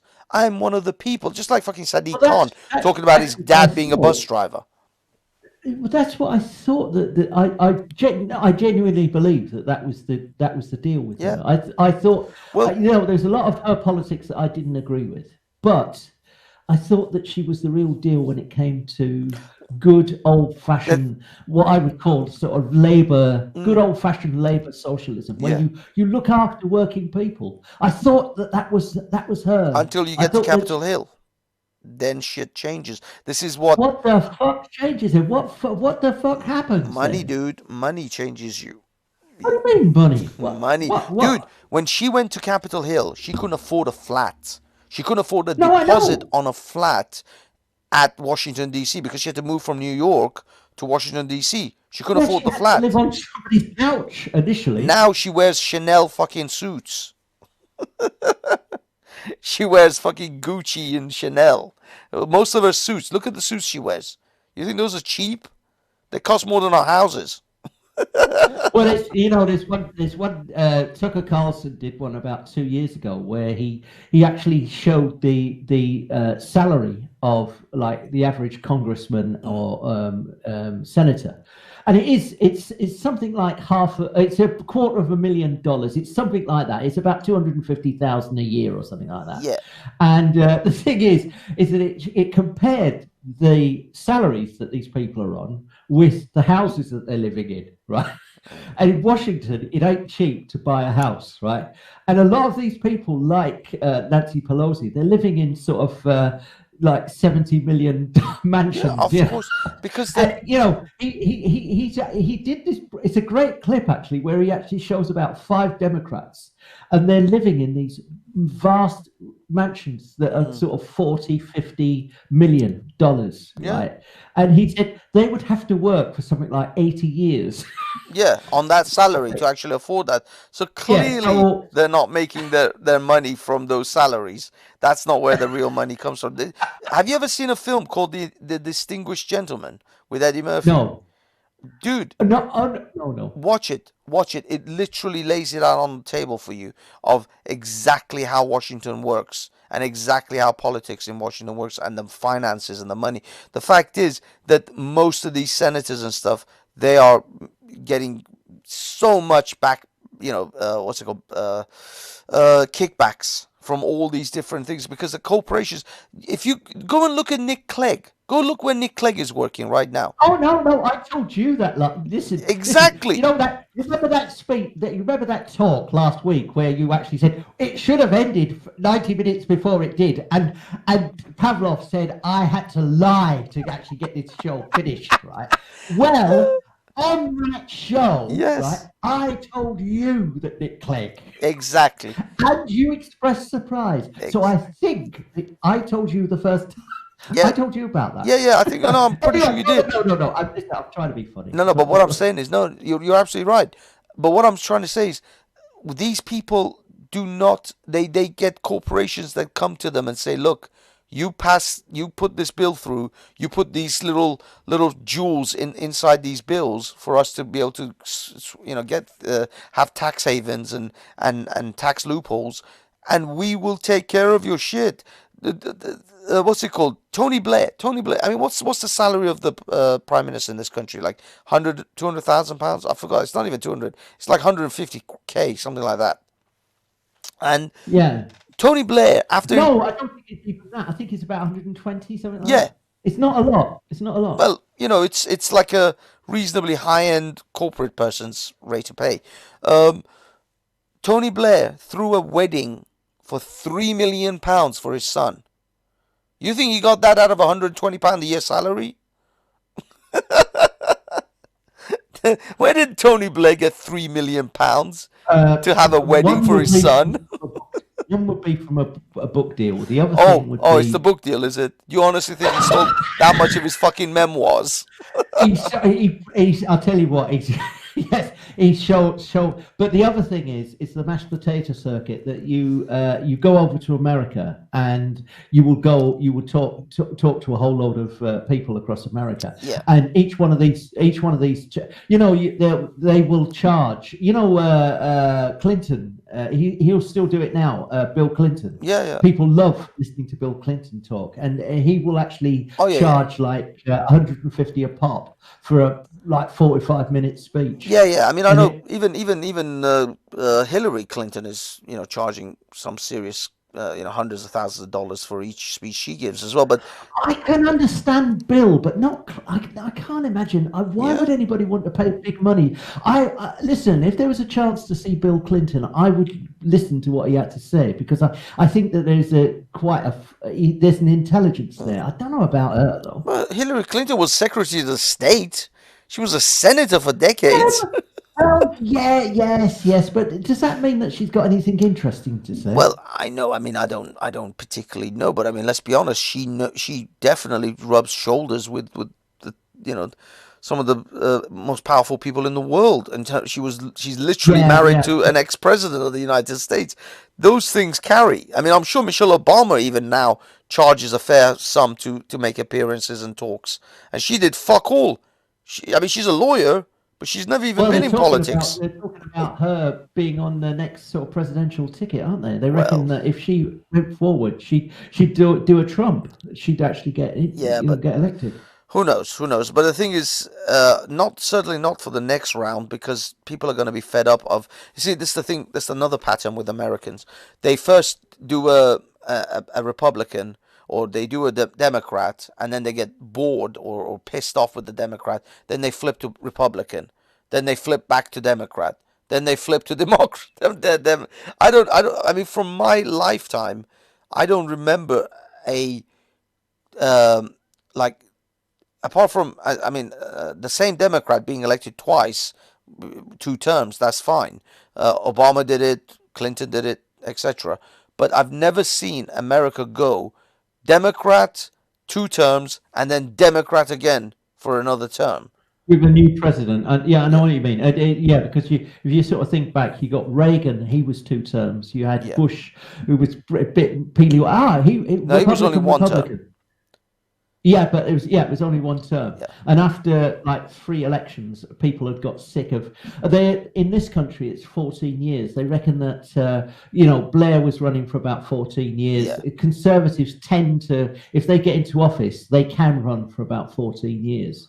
That happened in the 50s. It happened yeah, it happened with anyway. I think it happened with Blair. It happened with Thatcher as well, didn't it? You had Reagan 2 terms, Clinton 2 terms, Bush 2 terms, Bush Junior. Junior 2 terms.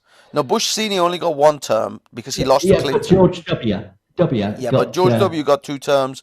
Then Obama got 2 terms. Then obviously Trump only got one. Uh, and uh, and yeah, now with Bill with Biden, I don't think Biden. Number one, I don't think Biden will survive 2 terms. no. He's the oldest president Yeah. elected. Yeah. Second of all, I don't think he's going to get 2 terms anyway. If he survives the next 4 years, is a fucking miracle in itself. I think we'll probably be looking down at the latter end of that 4 years as a president or vice president. Harris becoming temporary president. Do you think that Trump can ever make a comeback? Because he's talking about. I think he'll be too old. I think he'll be way too old by then. The demographics of the society would have changed. And also, they're trying to impeach him so that he can never run again, by the looks of it. Anyway, so I don't think so. I don't think he'll be able to. I don't think he'll be able to. He won't. It just won't be in his favor to do. But he could groom and train and build someone up to be a younger Trump-esque individual. So that's something that would be interesting. If he can get Steve Bannon behind another figure such as Trump. The thing is, one thing I will say, and this is what I think we were talking about this last week, maybe.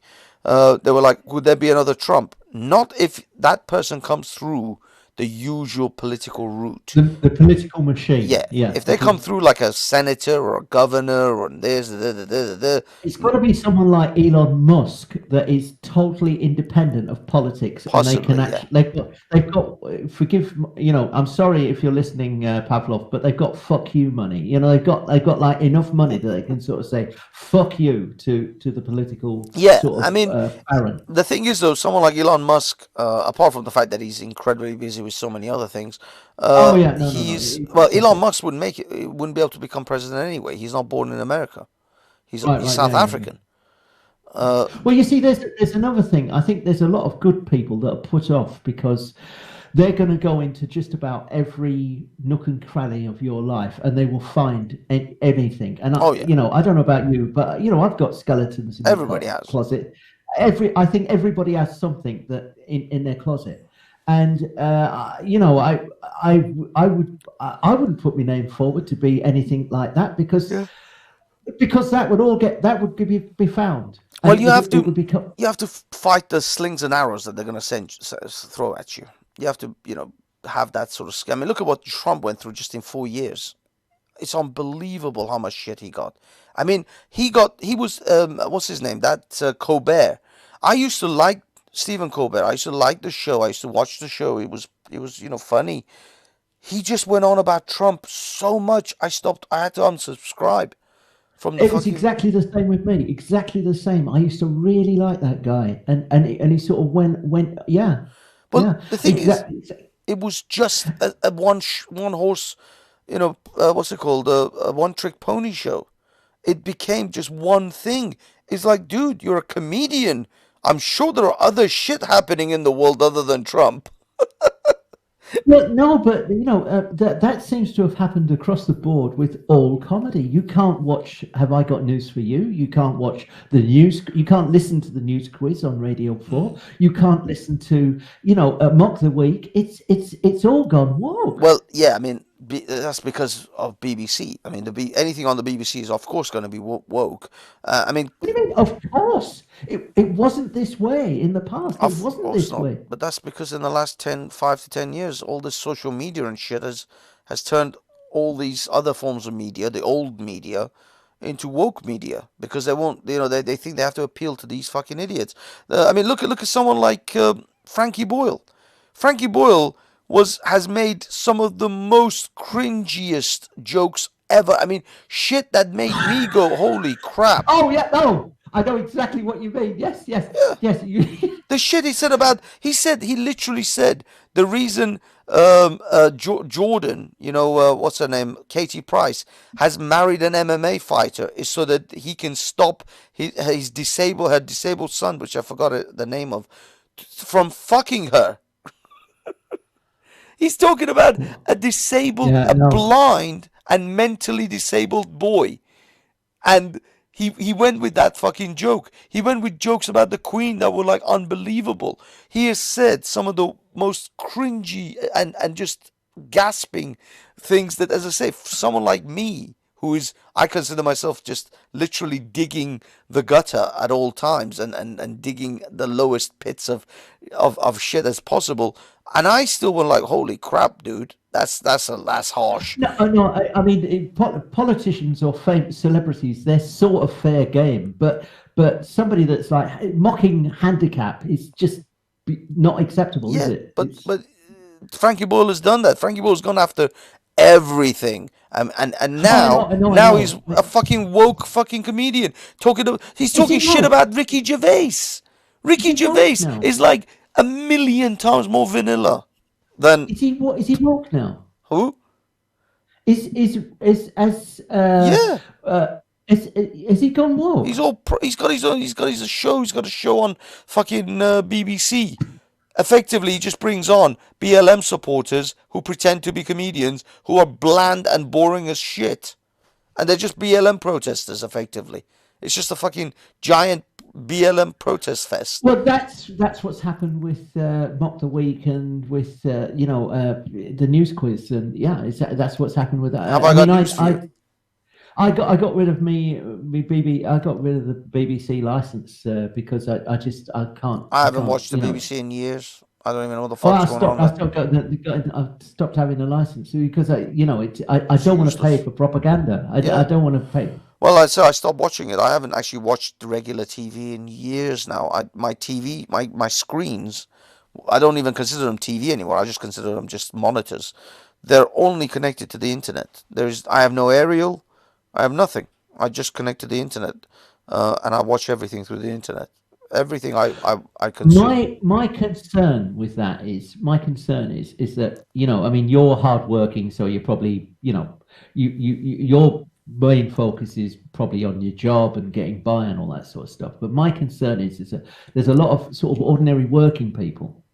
And I think that quite radical woke ideals, if they're pumped into people's houses day and night in everything, even like EastEnders will become as woke as fuck, Sure. right?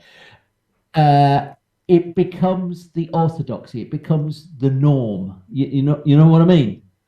And, Yeah. and and I believe in justice. I believe in social justice. I believe in fairness. I believe in giving working people a fair shake, a fair chance. I do believe in, diversity and looking after everybody in society and giving everybody an equal shake.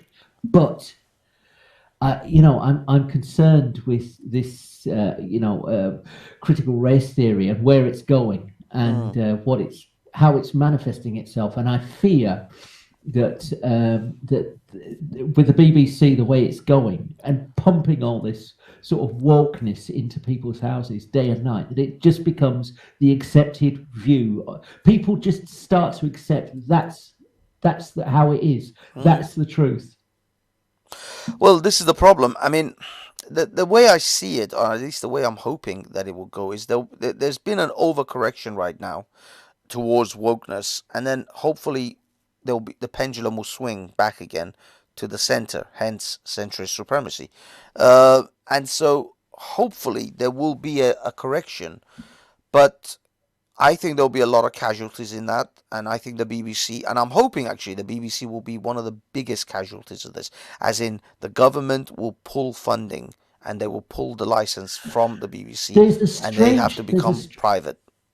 there's a very strange thing though that people. Do you know Boris Johnson came to power, and I think he has a hard on to get rid of the BBC. I think he Well, came into the power. license. Yeah, getting rid of the licensee. I Mm. think he came in with a real burning passion to get rid of the BBC, and it seems to now that he's in power, he seems to have reined that completely back, and I can't understand why. And it seems like they're gonna just carry on same as normal. Well, I can't work that out. I maybe. don't know why that is. Well, it could be that the BBC usually greases the palm of whichever prime minister it is, and kind of works for them, and kind of promotes, or at least certainly works towards them being re-elected, and subsequent. I mean, if you notice, every time there's a new change in government, like from Labour to Conservative, there is also a change in the head of BBC as well. It's almost, parallels each other all the time. You'll never Yes, find yes, a that's Conservative true. Yeah, government holding on to the head of the BBC that a Labour government brought in.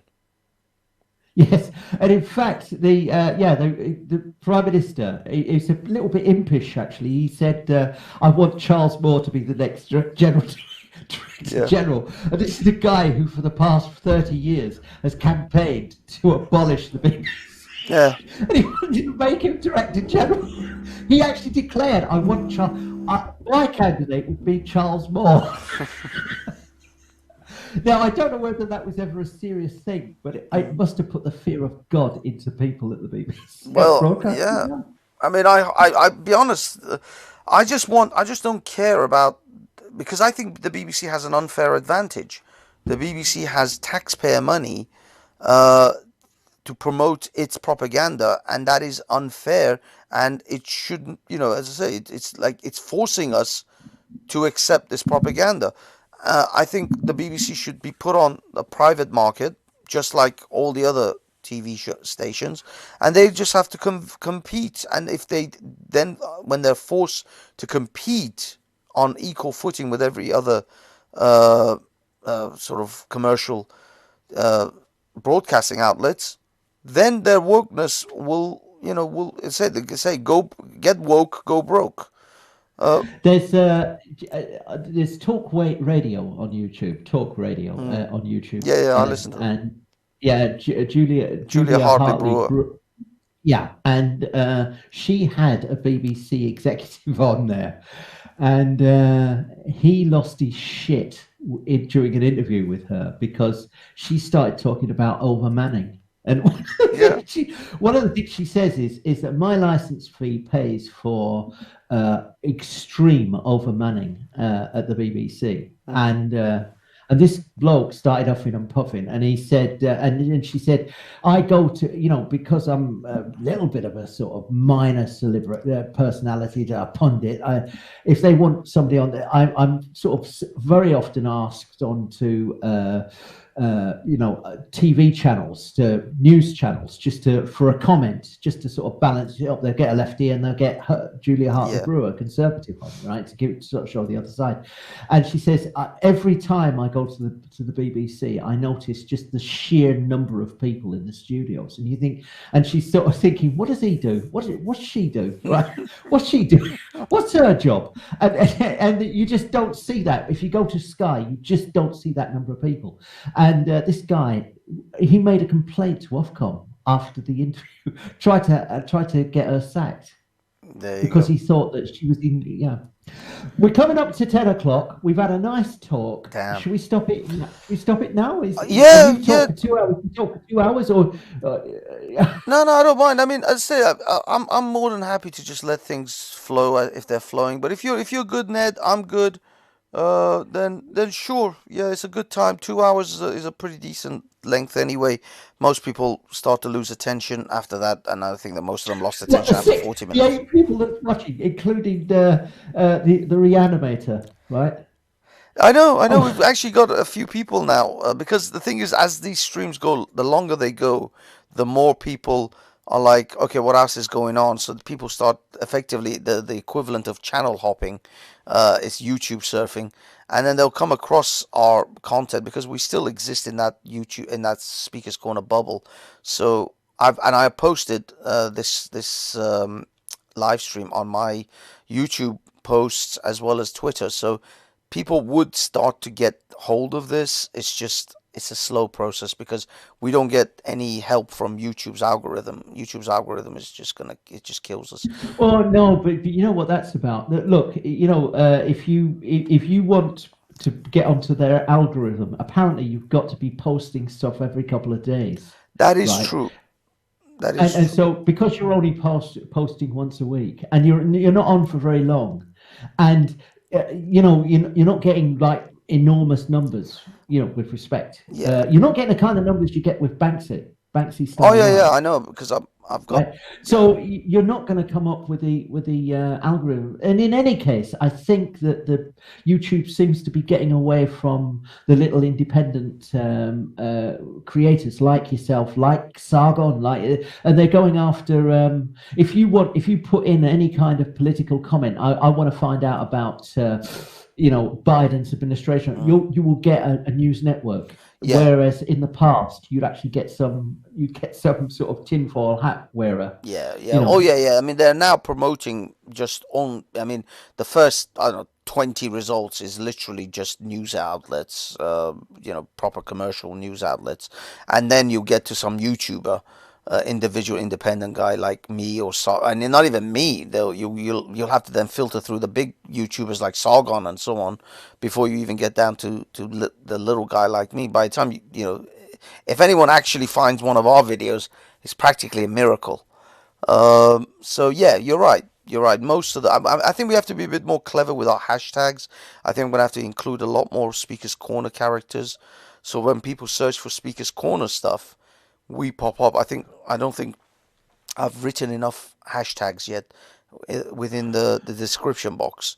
What's the fair use thing? Because you know that tomorrow, I don't want to go onto that speakers personally. I don't mean any offense to Speakers Corner Online, but I don't want to go onto it because I don't trust it. Mm. If it was on YouTube, I'd trust it, but I don't want to go onto some site Well, where I'll I be don't know what the. broadcasting it on my Banksy Star Live anyway. I'll be Will streaming it you? through that. Yeah, yeah. That's the only reason I agreed to it anyway. I said Comment. I'll do it, but you'll have to let me. I'll have to stream it myself for my channel because I want to get some kind of promotion for my channel. You doing it live? It's Are live. you doing? Yeah, yeah. I'll be streaming it on Banksy Star Live. They've got their own YouTube site and their own social media platforms, Twitter and all that, and they'll be streaming through their sites as well. So it'll be on Speakers Corner Online YouTube channel as well as their whatever else they've got. But I said to them, you're gonna have to let me. You're gonna have to let me broadcast it myself. I don't know what Zubaydah's doing if she's gonna do it on her channel, but I don't know. I mean, technically she should be able to live stream it at least through her StreamYard or something, but she doesn't know anything about OBS, so she's not gonna have those skills. But whatever she does, she does. But I said I only do it if I can, stream it. Don't underestimate Sabina because don't underestimate her. I think that I think that she's actually not unintelligent. I think that I saw her with in the week. Simon went onto one of her streams and he went on there. I think to actually get into some kind of argy-bargy, and she turned it right round, and they had actually quite a decent conversation. It would be a shame if. I suppose it's inevitable that tomorrow's going to be a shit show. It's just going to be bellowing at people, and that would be a shame. I think that you have quite a few interesting points to make, and it would be good if she were able to talk without it being a shouting match. But no, this is a structured debate. We have opening statements, structured in the middle. We have closing statements. We have timers. This is not just like we're going to sit down and have it's not like a conversation like you and I. This is a structured debate. Oh, that's fantastic. That's really, really good. Yeah. Who's doing this Speakers Corner Online thing? Yeah, the guys that have started the site. They're the ones who've organised it. You know who they are? Are they? I mean, is it is it one of Pavlov's Russian friends? I don't know actually. It might be. I haven't directly spoke. I mean, people they've messaged me directly, but I haven't actually like voice spoke to anyone. But I don't know. I mean, to be honest with you, nowadays there's so many online platforms that are trying to come through because they know that this censorship period is also a rich period for new platforms to come through. So, I mean, the way I figured it is it doesn't hurt. They boast about being free speech. We'll see how far that goes because I don't think anyone can really truly be free speech. But for now, I can post stuff on their site that I can't post on YouTube. I can't post on Twitter. I mean, stuff I can't get away with in these other sites. How can you trust them, Banksy? Banksy, how can you trust them? Yeah, but I mean, what have I got to lose? It's not like I'm giving them my social security or my freaking bank account details. I'm just giving them. I just signed up with the Banksy email address, which is public anyway, and I just set up a regular account. Look, I'm a caveman, and when you answer this question, and I'll get off your screen in a minute, but listen, consider that you're talking to a child, okay? The thing is that I thought that if you went onto a site like that, it didn't matter whether you gave your YouTube address or your Gmail address or whatever, they could actually identify your IP address. They could get all kinds of details about me if I went onto certain sites. Is that not the case? By sort of, the thing is, to their site, yes and no. Yes and no. I mean, okay, your email address can have some level of footprint and tracing, but it all depends on what email I mean, I've got right now as I sit, I have about 15 email addresses. And the email address I use for the Banksy one has no other place it goes except the Banksy style domains. It has no linkage or connection to anything that would identify me as who my real name or anything like that. So they can knock themselves out and go go boast for. If I was a private detective or some kind of forensic, computer nerd, from that Banksy style, could I conceivably find out who you were? Not from the Banksy. I mean, I can't say anything is possible, but from the Banksy style email account, because the Banksy style email account is not, unless you hack, even if you hack the account and looked at my emails, there are no personal emails on there. It's only Banksy style traffic. So there is nothing for my real name. There's nothing for my who I am, where I am, and even the backup email address, because most email companies ask you to give a backup email address. It's another account that also doesn't have any connections to me, because it's also another hollow account effectively that I created for that purpose. So it's none of it has any emails or traffic which connect to me as in my real name. So I don't really care. I honestly don't care if these guys um, you know that email address. That email address isn't anything that I'm worried about, and that's pretty much all they have. They've got my the Banksy style name, and they have an email account that I've had to give them to register the thing with. Now, sure, there are ways you can trace where that email is been sent or received from, so they can get a rough direction potentially of the country or the area of the city or something. There are methods you can get some rough estimate of where this person is, but even that isn't particularly good. And if I send emails through some kind of VPN, then they're fucked.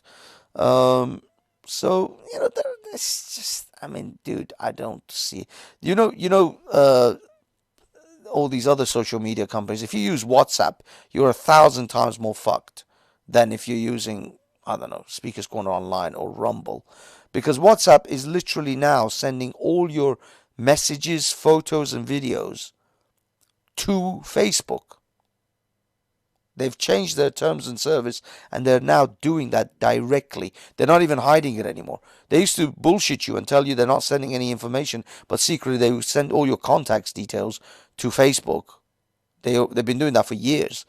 But now they just literally changed their terms and conditions. So any message, any photos and videos that you send over WhatsApp, effectively you're sending it to Facebook.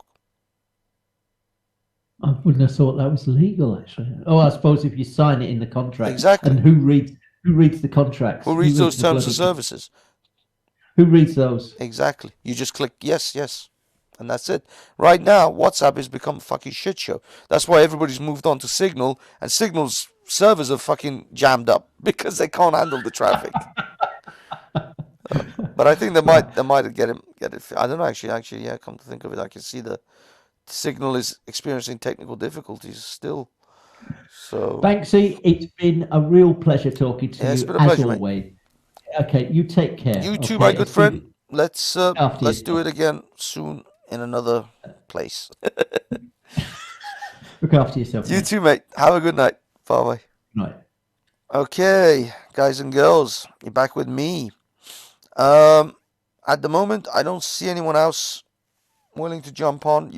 You got the link is pinned at the top there, but no one else is jumping on. I don't see that many. How many do we have here in the chat? There's a few, not many, but there's a few. How many is there? I don't know. There's like 10 people watching. I'll be honest. I feel like fucking Ratboy Omar at this point. 8 people, 10 people watching. That's like fucking hell. It's disgraceful. But nevertheless, it doesn't matter how many people are watching. Even if it's 2 of you, I love the 2 of you that are watching. So thank you for everyone for coming. I think, yeah, we'll wrap it up here. Ned was an awesome fucking awesome sport for coming on. Thank you, Ned, as always. And we'll be back at the minimum Friday. I mean, me and Pavlov have been talking about of possibly doing more streams per week, but also regularly uploading. Now we've reached over 100 uploads, so the algorithm should be kinder to us after you go past the 100 mark usually. So keep an eye out on this channel. Subscribe, like, share, as always, all that good stuff. And yeah, we'll be here 8 o'clock every Friday without fail. Either me or Pavlov will whichever one of us can make it, we'll make it. We'll always have a show on the Friday. We'll see if we can increase that number.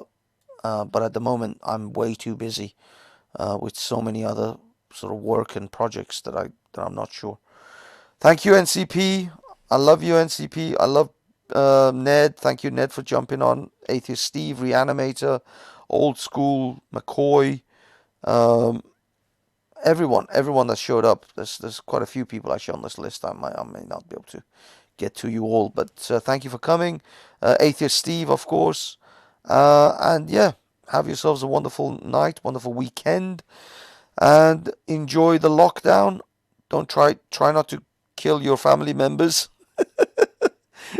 and take care of each other, love each other, and I shall see you all next time. Well, actually, for anyone who's interested to see a debate between me and Zubaydah, 7 o'clock, my channel, actually Speakers Corner Online, if you want to get on there. And also you'll be able to see it on my channel. I'll be broadcasting it too. Should be interesting. Should be interesting indeed. So yeah, have yourselves a wonderful night, guys. And I'm just gonna play us out with a little tune, I guess.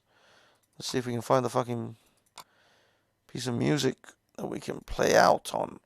What do we got here, kids? Okay, let's just do this song. I don't know. It's something I found on YouTube. So actually, no. I'm going to do this one. I'm going to do a Middle Eastern-y sounding thing.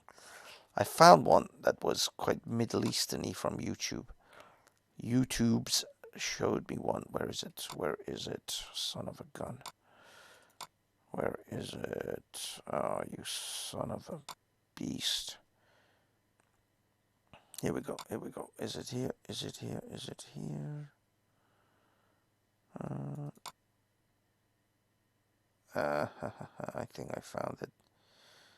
Let's play out on a little Middle Eastern type music. Have yourselves a wonderful night. Have a great weekend, and like, share, and subscribe again, and send it to your family.